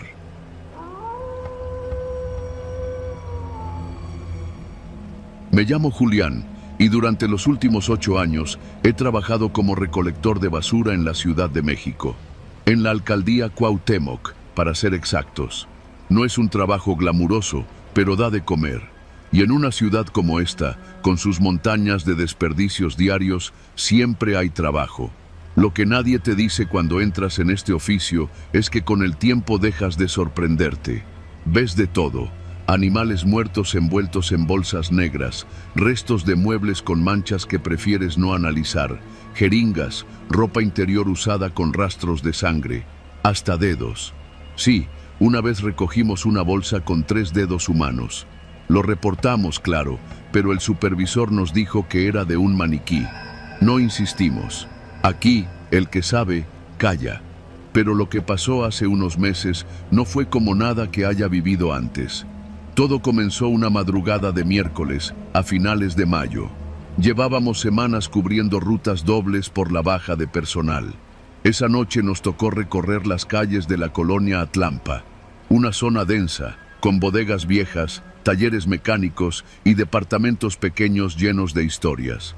Mi compañero Mario, un tipo callado pero cumplidor, manejaba el camión mientras yo colgaba de la parte trasera, saltando cada pocas cuadras a recoger los botes. Lo primero raro de esa noche fue que no olía a basura. No sé si puedas entender eso, pero cuando trabajas en esto, aprendes a detectar la ciudad por el olor. Cada colonia tiene su mezcla: plátanos podridos, pañales, plástico quemado. Atlampa siempre huele fuerte, pero esa noche el aire estaba limpio, frío, extraño. Fue en la calle Nopal donde todo se empezó a torcer. Era una cuadra con bodegas cerradas y un edificio viejo de 3 pisos, uno de esos con fachada de mosaicos blancos ya amarillentos. Había una pila de bolsas negras justo frente al portón. Nada fuera de lo común, así que bajé del camión y comencé a cargarlas una por una. Pero en la 4ª bolsa noté algo. Estaba amarrada con mucho cuidado, no con un nudo cualquiera, sino con una cuerda gruesa y cinta industrial. Pesaba bastante. Cuando la lancé al camión, escuché un golpe seco y algo metálico adentro. Le hice una seña a Mario. Él me levantó la ceja, pero no dijo nada. La arrojé y seguimos. Unas cuadras después, otra bolsa igual. Misma cuerda, mismo peso, mismo sonido. Y otra más, 2 calles después, en una esquina donde normalmente no hay basura. Todas en la misma ruta, todas con el mismo patrón. En total, recogimos 7 bolsas así. Ninguna apestaba. Cosa rara. Eso fue lo que más me incomodó. Porque incluso si eran bolsas de escombro o metal, siempre traen algún olor. Estas, nada. Solo frío. Cuando terminamos la ruta, Mario apagó el motor y me miró. «¿Te diste cuenta, no?», asentí. «¿Quieres que le digamos al patrón?», preguntó, rascándose el cuello. «¿Para qué?», Le respondí sin pensar. ¿Para que nos digan que lo imaginamos? Mario soltó una risa seca y encendió un cigarro. Entonces no vimos nada, y ahí quedó, por esa noche. 2 días después, uno de los nuevos del turno de madrugada, Toño, no se presentó. Pensamos que se había quedado dormido, pero no volvió al trabajo. Nadie sabía nada. Lo raro fue que su celular sonaba y sonaba, pero nadie respondía. Lo comentamos entre nosotros, claro. A lo mejor se hartó y se fue a su rancho, dijo uno. Tal vez lo levantaron, dijo otro. Pero nadie fue más allá. Pocos días después, otro compañero, el Güero, un cabrón bromista, siempre echando relajo, se desapareció también. Él sí tenía familia. Su esposa fue a preguntar al centro de transferencia si sabíamos algo. Nos dio hasta pena. Le dijimos que la última vez que lo vimos fue una semana antes, saliendo del turno. Y era cierto. Pero todos sabíamos que algo raro estaba pasando. Los chismes corrieron.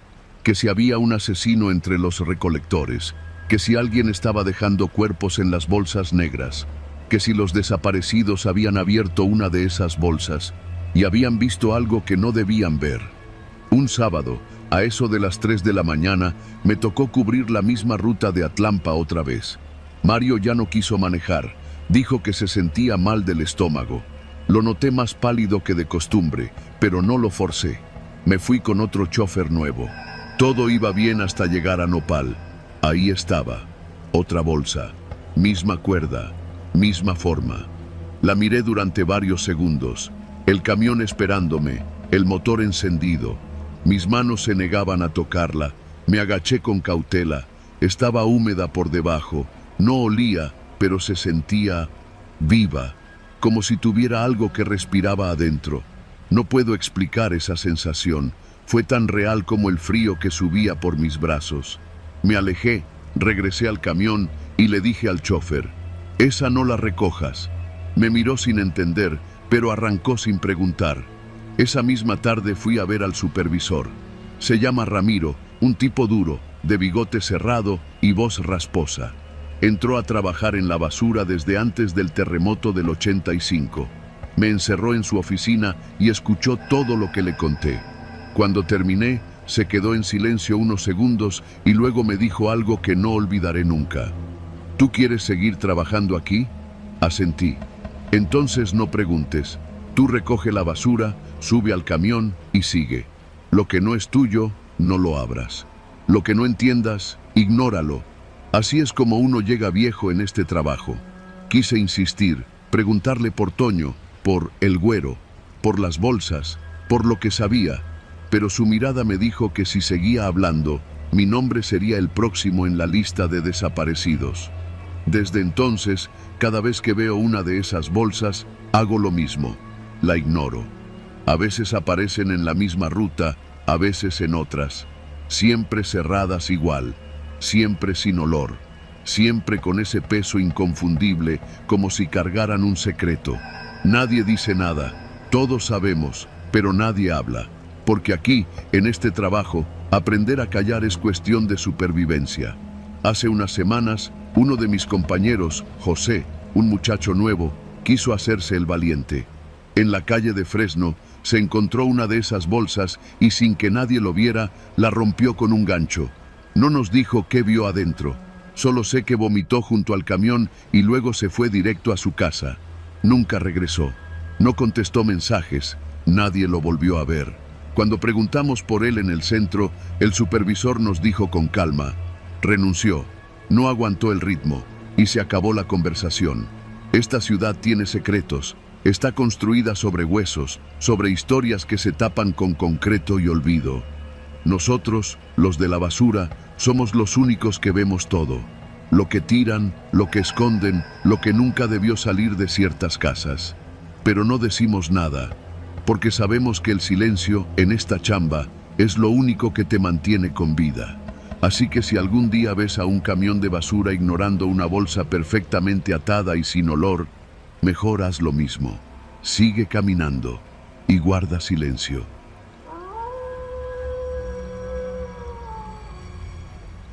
Trabajo para el servicio de recolección nocturna en Guadalajara, en la ruta que cubre varias colonias del poniente de la ciudad, entre Lomas del Paraíso y San Rafael.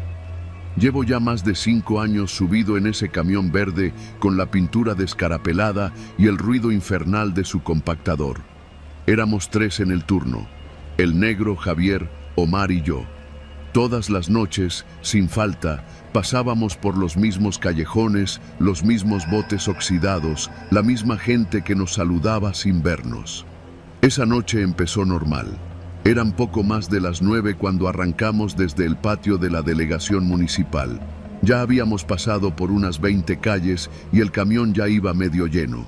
Nos tocaba uno de esos barrios donde las banquetas son estrechas y los perros te ladran como si les debieras algo.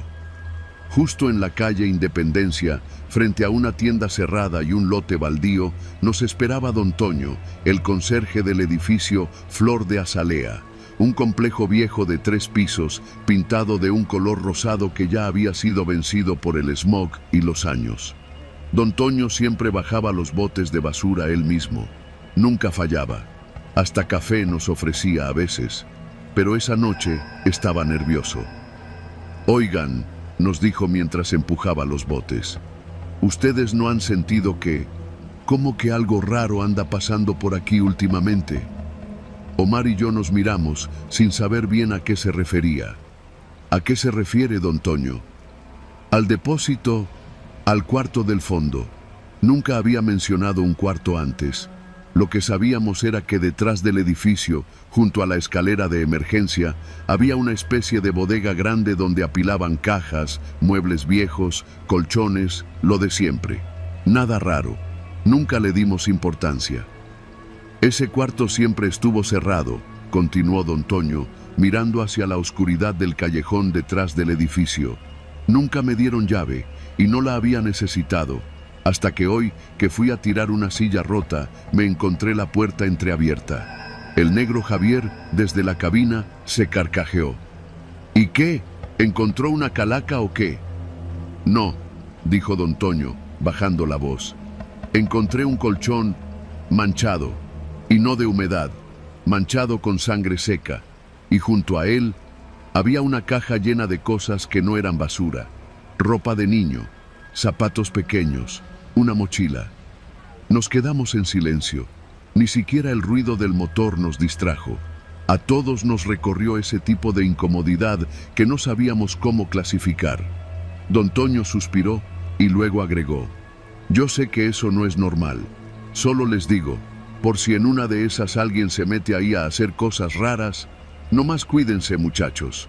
Nos despedimos, pero el ambiente ya no fue el mismo. Seguimos la ruta como siempre, pero nadie habló durante varios minutos, hasta que llegamos a la siguiente cuadra. «¿Y si nos echamos un vistazo?», sugirió Javier como si fuera una broma. «¿A dónde?» «Al cuarto ese. Al rato regresamos». Me dio curiosidad. Yo no quería. Algo en la manera en que don Toño lo dijo me dejó inquieto, pero Javier insistió. Dijo que nada más íbamos a asomarnos, que si había algo raro, lo reportábamos, que no iba a pasar nada. Regresamos al Flor de Azalea pasada la medianoche. El edificio estaba completamente apagado. Solo un par de focos de luz amarilla iluminaban la entrada. Dejamos el camión estacionado en doble fila y nos metimos por el pasillo lateral que daba al depósito. Don Toño ya no estaba. No había ruido, ni un coche, ni un grillo. Llegamos al fondo. Ahí estaba. Una puerta de lámina, oxidada en las esquinas, entreabierta, como dijo. Omar empujó con cuidado. El chirrido metálico nos raspó los oídos.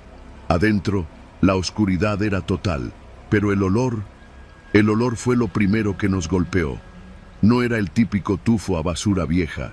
Era agrio, penetrante, como el olor que deja una herida podrida. Encendí la linterna del celular. El lugar era más grande de lo que parecía desde fuera. Una especie de sótano sin terminar, piso de tierra, paredes sin aplanar. Al fondo, contra la pared más lejana, estaba el colchón. Tenía manchas secas, oscuras, y encima Una cobija infantil de esas con dibujos de caricaturas. Al lado, una caja de plástico llena de ropa de niño, sucia, desgastada. Una mochila azul con el nombre Luisito bordado. «Esto no es de hace mucho», murmuró Omar. Había más. Rastrillos, botellas de plástico, un palo de escoba roto y, en un rincón, como escondida tras unas cajas viejas, una libreta. Era una de esas escolares, forrada con plástico. La abrí. Solo había letras desordenadas, dibujos hechos con pluma. Algunos parecían nombres, otros solo garabatos. Hasta que encontré una hoja en la que claramente se leía: «Dice que si salgo, me castiga, que afuera no hay nadie, que nadie me va a buscar, pero yo lo escucho cuando duerme y sé dónde guarda la llave». Me tembló la mano. Javier me la arrebató para leerlo. Su expresión cambió. No dijo nada, solo cerró la libreta y la dejó en su lugar. «Ya estuvo», dijo. Su voz había perdido el tono de burla. Salimos sin decir más. Pero mientras cruzábamos el callejón, una luz se encendió en el tercer piso. Una silueta nos miraba desde la ventana. No se movía, solo nos observaba. No pudimos distinguir si era hombre o mujer. Solo estaba ahí, de pie. Cuando nos dimos cuenta, la luz se apagó de golpe. Subimos al camión. Durante el resto de la noche, ninguno dijo una palabra. Al amanecer, entregamos el camión como siempre y nos fuimos a nuestras casas. Pero no podía dejar de pensar en la libreta, en el colchón, en el nombre bordado en la mochila. Pasaron 3 días.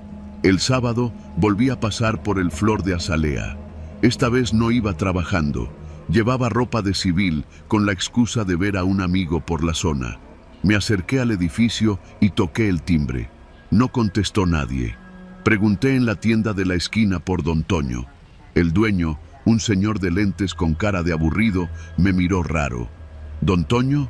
No, joven, aquí ya no trabaja ese señor. Se fue hace más de un mes. El nuevo conserje es otro.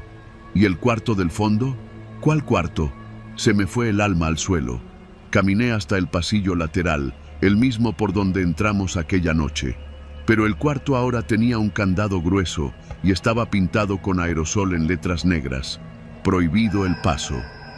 Ese día fui directo a la delegación. Pregunté si había algún reporte, alguna denuncia, pero no había nada, ninguna queja, ningún niño desaparecido con el nombre Luisito en esa zona, como si nada hubiera pasado. Pero sí pasó, y cada noche que salgo en el camión, cada calle que cruzo, me queda claro que hay lugares donde la basura no solo son objetos, hay secretos podridos que se esconden entre los restos, y hay puertas que, si alguna vez estuvieron cerradas, es porque debían permanecer así. Yo vi ese cuarto, yo sé lo que había adentro, y no pienso volver.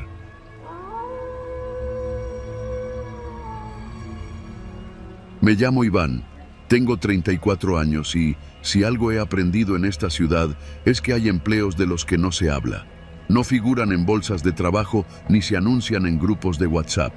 Llegan por recomendación, por conexión y casi siempre a través de una conversación entre susurros. Así fue como conocí a Sin Huellas.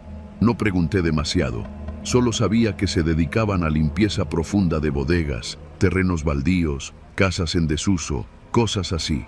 Pero desde la primera vez que acepté un encargo, entendí que eso era solo una manera elegante de decir: hacemos desaparecer cosas que no deberían estar ahí.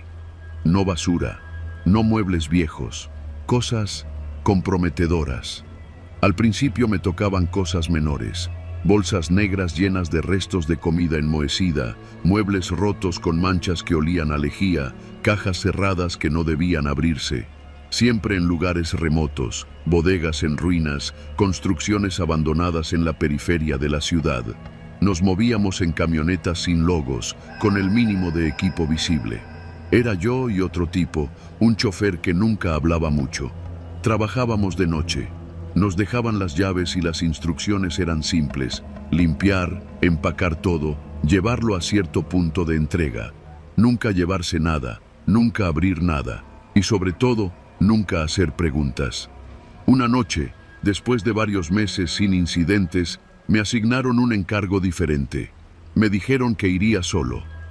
Es una casa en la zona de Ajusco, Camino Viejo, cerca de los viveros, me dijo el supervisor, un tipo serio de nombre Enrique. Te vamos a dejar una camioneta allá.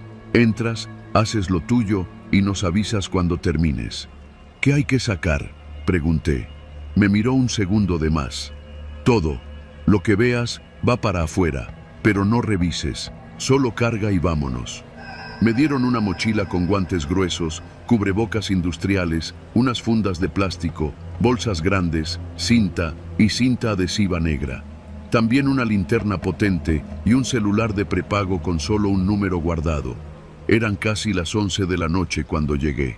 El lugar era una casa de 2 pisos, vieja, con el yeso descascarado y un par de ventanas rotas. Estaba completamente oscura, pero la cerradura se dio con facilidad. No había señales de vida, ni perros, ni vecinos. Entré. El olor fue lo primero. No a putrefacción, pero sí a encierro denso, húmedo, como si las paredes estuvieran sudando. Encendí la linterna. El recibidor estaba lleno de polvo, pero parecía que alguien había estado viviendo ahí hasta hace poco. En la mesa aún había platos sucios con restos secos de comida, una botella de agua a medio terminar, una cobija hecha bola en un sillón, pero no había nadie. Revisé la planta baja. Había una cocina sucia, 2 cuartos vacíos y un baño pequeño. Lo raro era que la casa no parecía saqueada ni abandonada del todo. Era como si alguien la hubiera usado recientemente y salido sin recoger nada. Subí. En el segundo piso encontré 3 habitaciones. 2 estaban vacías, salvo por unas bolsas negras ya listas, como si alguien más hubiera empezado el trabajo. En la tercera, encontré algo que me hizo detenerme. Era un cuarto pequeño, con una colchoneta en el suelo y un escritorio de madera vieja. Sobre él había una pila de carpetas, fotografías y hojas sueltas. Me acerqué. No debía hacerlo, lo sé, pero la curiosidad me ganó. Las fotos mostraban gente normal. Algunas eran a color, otras en blanco y negro. Lo extraño era que todas tenían algo en común. Todas estaban tachadas con pluma negra. Algunos rostros tenían marcas, otros estaban rotos con tijeras. En la esquina de muchas hojas había una palabra: eliminado. Cerré las carpetas y volví al trabajo. No debía mirar más. Comencé a llenar las bolsas que ya estaban en el lugar en la camioneta. Me llevó 1 hora. Cajas selladas, bolsas pesadas, objetos que no quise identificar. Cargué todo y volví a entrar para una última revisión. Y entonces lo escuché.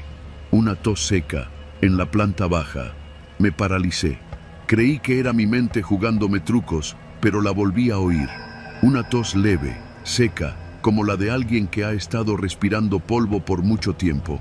Bajé con la linterna temblando. Revisé cuarto por cuarto. Nada.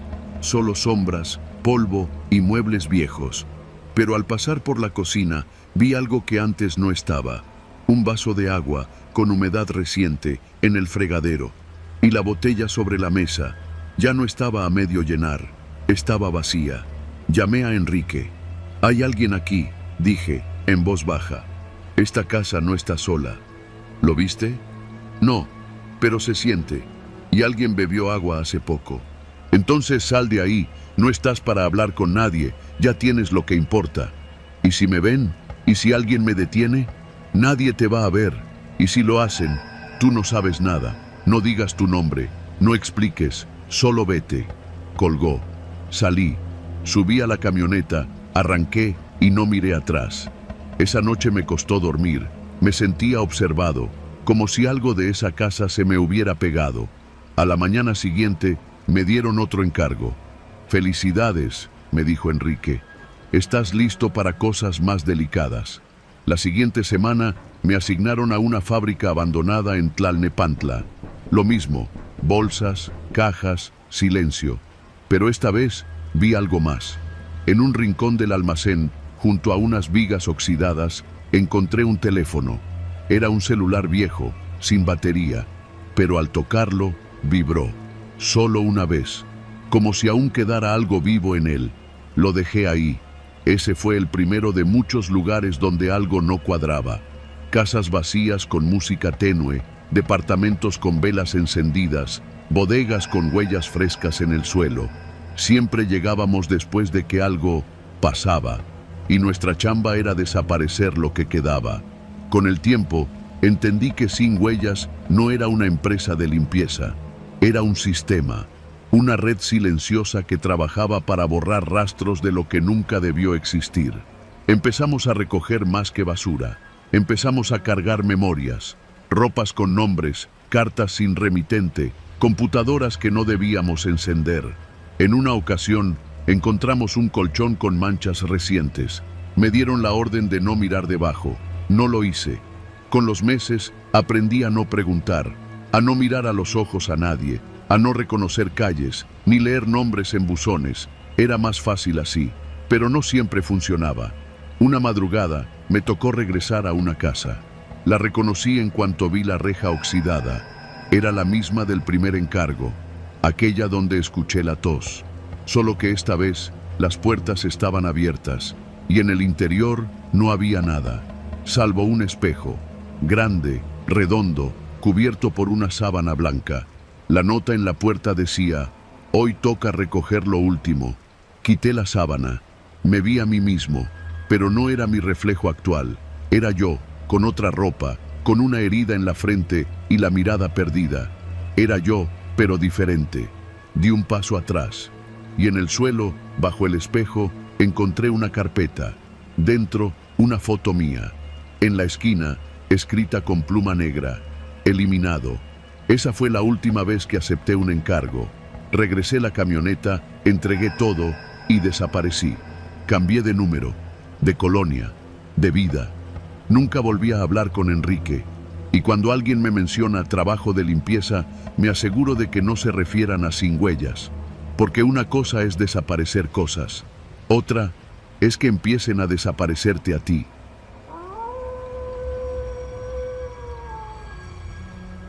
Yo era de los que empezaron en la basura porque no había de otra.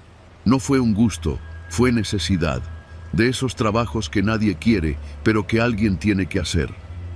Empecé de chalán en el camión de recolección de la delegación Gustavo A. Madero, en la Ciudad de México, donde los martes eran los días más pesados, y no por la cantidad de bolsas, sino por lo que venía en ellas. Así fue siempre. Martes de carnicería. Así lo llamaban los viejos del sindicato. Y aunque todos sabíamos que no era carne de res lo que olía en esas bolsas negras, nadie lo decía en voz alta. Porque una cosa es sospechar y otra muy distinta es saber. Yo llevaba apenas 3 semanas cuando me tocó el primer martes. Mi camión tenía 2 rutas. Primero pasábamos por la colonia Bondojito y luego nos íbamos hacia Cuautepec. Eran colonias bravas, pero la gente ahí siempre dejaba las bolsas listas, bien amarradas, sin preguntas. Lo raro era que el olor no se parecía al de los desechos normales. No era el típico hedor a comida podrida o pañales sucios. Era algo más espeso, más penetrante. El tipo de olor que se mete en la nariz y se queda contigo, aunque te talles con jabón sote todo el cuerpo. «No las abras», me dijo el güero, el chofer, un cabrón que ya llevaba como 15 años en esto. «Nomás échalas rápido y sigue, como te enseñé». Ese día recogimos como 30 bolsas de esas, todas de la misma casa, una de color crema, con rejas oxidadas, al fondo de una calle empinada donde ni el sol se animaba a entrar bien. Nadie salía, nadie miraba por la ventana, pero cada martes las bolsas ya estaban afuera desde la madrugada. Le pregunté al güero qué era esa carne. Me miró de reojo y me dijo bajito: «Es mejor no saber. Tú solo recoge, y si algún día te toca hacer la entrega, entonces sí preocúpate». No entendí lo que quiso decir hasta 2 meses después. Ese día el güero no vino. Nadie supo por qué. Solo nos dijeron que se había reportado enfermo. Yo era el siguiente en la lista con licencia de manejo, así que me tocó ir al volante. Mi compañero ese día fue un tipo nuevo que apenas llevaba 4 días. Se llamaba Benito. Era del Estado de México, bien callado. No preguntaba nada. Me cayó bien. Hicimos la ruta normal, hasta que llegamos a la famosa casa. Ahí estaban, 33 bolsas negras, todas acomodadas en línea frente a la banqueta. Al bajarme, noté que una de ellas tenía una mancha roja escurriendo por un costado. Olía diferente, más fuerte, más fresco. ¿Y esto?, preguntó Benito, señalando otra bolsa que parecía moverse levemente. Me congelé.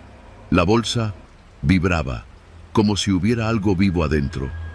No mires, nomás súbela, le dije. Hazlo rápido. Pero Benito era terco. Dio un paso hacia la bolsa y justo cuando se agachó para agarrarla, algo dentro se sacudió con fuerza. Pegó un brinco para atrás. ¡Madres! ¿Qué traen aquí, perros? Vámonos ya, le dije, casi arrastrándolo. Subimos todas las bolsas sin vernos a los ojos, sudando frío, aunque el aire todavía estaba fresco. De regreso al punto de transferencia, me temblaban las manos en el volante. Benito iba pálido, sin decir palabra. Cuando por fin llegamos, nos recibió el supervisor con cara seria. Ustedes no van a descargar. Ustedes van directo a la entrega. Nos miramos confundidos. ¿Qué entrega?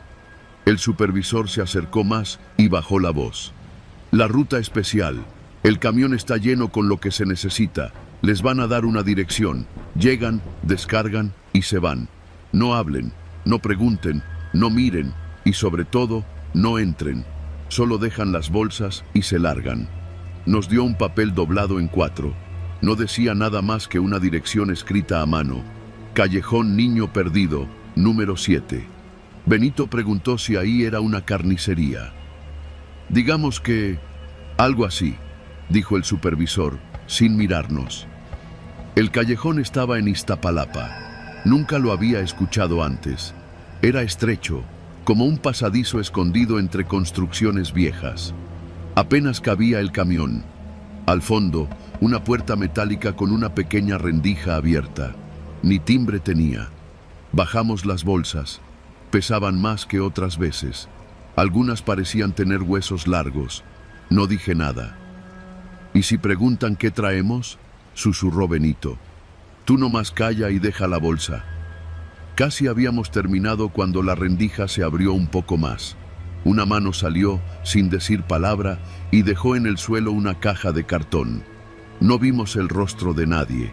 Me acerqué. Dentro había un fajo de billetes bien amarrados.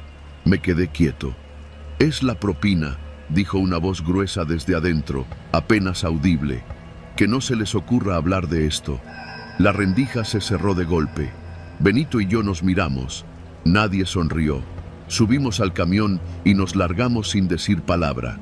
Yo era de los que empezaron en la basura porque no había de otra. No fue un gusto, fue necesidad. Después de eso, las cosas cambiaron. Cada martes me mandaban a mí a hacer la entrega. El güero nunca volvió. Dicen que renunció, pero yo lo vi una vez semanas después, en un puesto de barbacoa por la colonia Doctores. Estaba más flaco, con la mirada perdida. Cuando me vio, bajó la cabeza y se fue sin saludar. Benito aguantó otros 2 martes. Al tercero ya no se presentó. Fue a dejar las bolsas y al día siguiente no contestó el teléfono. Lo buscaron en su casa. Lo único que encontraron fue una bolsa negra, igual a las que recogíamos, afuera de su puerta. No supieron quién la dejó. Ahora yo soy el nuevo güero. Ya no pregunto, ya no dudo. Martes tras martes paso por la casa del Abondojito y recojo las bolsas. A veces son 30, a veces más. Siempre pesan igual, siempre huelen igual. A veces se mueven. Yo manejo. Llego al callejón, dejo las bolsas, recibo la caja. Nunca abro las bolsas, nunca abro la caja hasta que estoy lejos. Pero hoy encontré algo más. Debajo del dinero, dentro de la caja, venía una nota escrita con letra infantil, casi temblorosa. Ya no quiero estar aquí, ayuda. Firmado, Lucía, 8 años. Desde entonces no duermo. Me paso las noches pensando en esa nota, en los martes, en los olores, en las bolsas que a veces traen zapatos de niños. Y lo peor es que, por más que intento convencerme de que debo hacer algo, Sé que el próximo martes volveré a pasar por esa casa, que volveré a cargar esas bolsas, porque hay trabajos de los que uno ya no puede salirse, porque ya soy parte del sistema, porque ahora yo soy el que entrena a los nuevos y les dice lo mismo que a mí me dijeron: no abras las bolsas, solo recoge y sigue.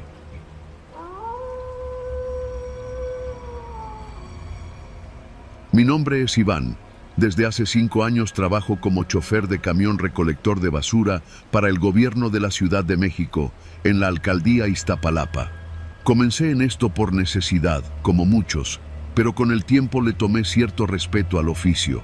Aunque muchos nos ven como invisibles, somos los que limpiamos sus calles cuando la ciudad duerme. Siempre tomé la misma ruta, la zona de Santa Cruz Mellehualco, pasando por las unidades habitacionales viejas y los callejones donde el alumbrado es más una sugerencia que una realidad.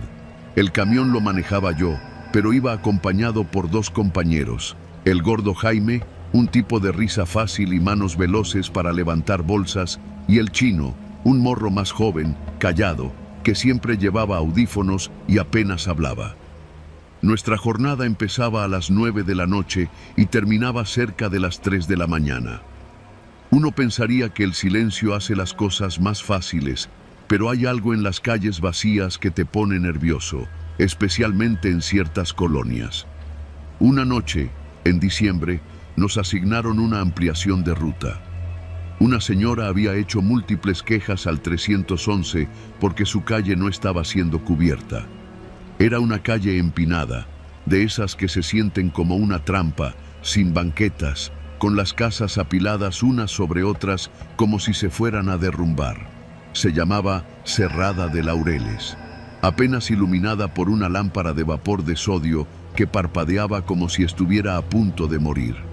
Esa noche hacía frío. El aire tenía un olor denso, una mezcla entre humedad, humo de leña y basura vieja. El camión crujía mientras subíamos la cuesta lentamente. No había señal en los teléfonos y la radio del camión estaba muerta. «Aquí huele feo», dijo el gordo, asomándose por la puerta del copiloto mientras el chino bajaba a recoger unas bolsas junto a un poste torcido. «¿Feo?», le respondí. «Todo aquí huele feo». «No, culero, feo raro, como a perro muerto, pero viejo, como si llevara días ahí y nadie lo hubiera recogido». El chino regresó al camión con la cara blanca. No dijo nada, solo se subió rápido y cerró la puerta sin mirar atrás. Le pregunté si estaba bien, pero se puso los audífonos y negó con la cabeza. Seguimos un par de cuadras más. Había una pila de bolsas negras frente a una casa con ventanas rotas, como si estuviera abandonada. Me bajé para ayudar, ya que eran muchas y se notaban pesadas. Fue ahí cuando escuché el primer grito. No era un grito de auxilio ni un reclamo. Era un alarido hueco, agudo, como el chillido de un cerdo siendo degollado. Venía de entre las bolsas. ¿Oyeron eso?, pregunté, paralizado. El gordo bajó del camión y se me quedó viendo. Asintió. El chino, en cambio, seguía sin moverse, su mirada perdida al frente. «Ya vámonos, güey», me dijo el gordo en voz baja. «Esa madre no es normal, pero el deber nos pesaba. ¿Y si había alguien ahí? ¿Una persona herida? ¿Un bebé? ¿Un animal? No podíamos dejarlo así». Me acerqué a las bolsas mientras el gordo alumbraba con su celular. Las empecé a mover con cuidado. En una, algo se retorció. Era como si dentro hubiera un cuerpo pequeño que temblaba. «No lo hagas, Iván», me dijo el gordo, más firme ahora. No lo escuché. Corté la bolsa con una navaja que siempre cargaba y se abrió, revelando ropa vieja. Pero nada más. Un segundo después, otra vez el grito, más fuerte. Pero no venía de esa bolsa. Venía de una más al fondo, junto a la banqueta. El gordo me jaló del brazo y me dijo algo que no olvidaré nunca. «No voltees, pase lo que pase, no voltees». Me reí, nervioso. «¿Qué chingados estás diciendo? Tú no sabes, güey. Aquí pasó algo hace años. Lo del niño del barranco, ¿te acuerdas? Aquí fue. Desde entonces la banda dice que se oyen gritos en la basura, que si volteas te carga la verga, que lo que grita no quiere ayuda, quiere que lo veas, y si lo ves, ya valiste madre. Le iba a decir que estaba loco, pero entonces escuchamos el grito otra vez. Esta vez, detrás del camión, no sonaba humano, era más como un lamento alargado, como si algo se estuviera quebrando por dentro. El chino arrancó el camión sin que le dijéramos nada. «¡Súbanse o me largo!», gritó. Yo no dudé. Subí de un salto. El gordo tardó un poco más, porque se quedó viendo hacia la parte trasera del camión, pero luego reaccionó y trepó, pálido como hoja. Avanzamos en silencio. Nadie decía nada. El gordo se sentó con la cabeza agachada y el chino manejaba sin mirar los espejos. Cuando salimos de la cerrada, el gordo habló, apenas en un susurro. Yo lo vi, lo miré. ¿A quién? A lo que grita. No tenía cara, no más. Era como un montón de huesos, pero largos, deformes. Tenía las manos al revés. Estaba encima de las bolsas, pero no se movía. Solo estaba ahí, esperando. ¿Y por qué dijiste que no volteáramos? Porque mi primo trabajaba aquí hace años. También era recolector. Una vez se burló de la historia. Lo encontraron sin ojos, sin lengua. Pero no había sangre, solo tierra en la boca y bolsas por todos lados, vacías. Nos quedamos callados todo el camino de regreso al depósito. Al llegar, el chino bajó sin despedirse. El gordo solo me dijo: «Si alguna vez lo vuelves a oír, no voltees. Pase lo que pase, no lo veas». Desde esa noche, cada vez que paso por Cerrada de Laureles, acelero. No recojo nada ahí. Y si alguien se queja, que se queje. Prefiero que me descuenten un día de salario a volver a oír esos gritos, porque todavía sueño con ellos, y en el sueño volteo y lo veo, pero despierto antes de que se acerque, por ahora.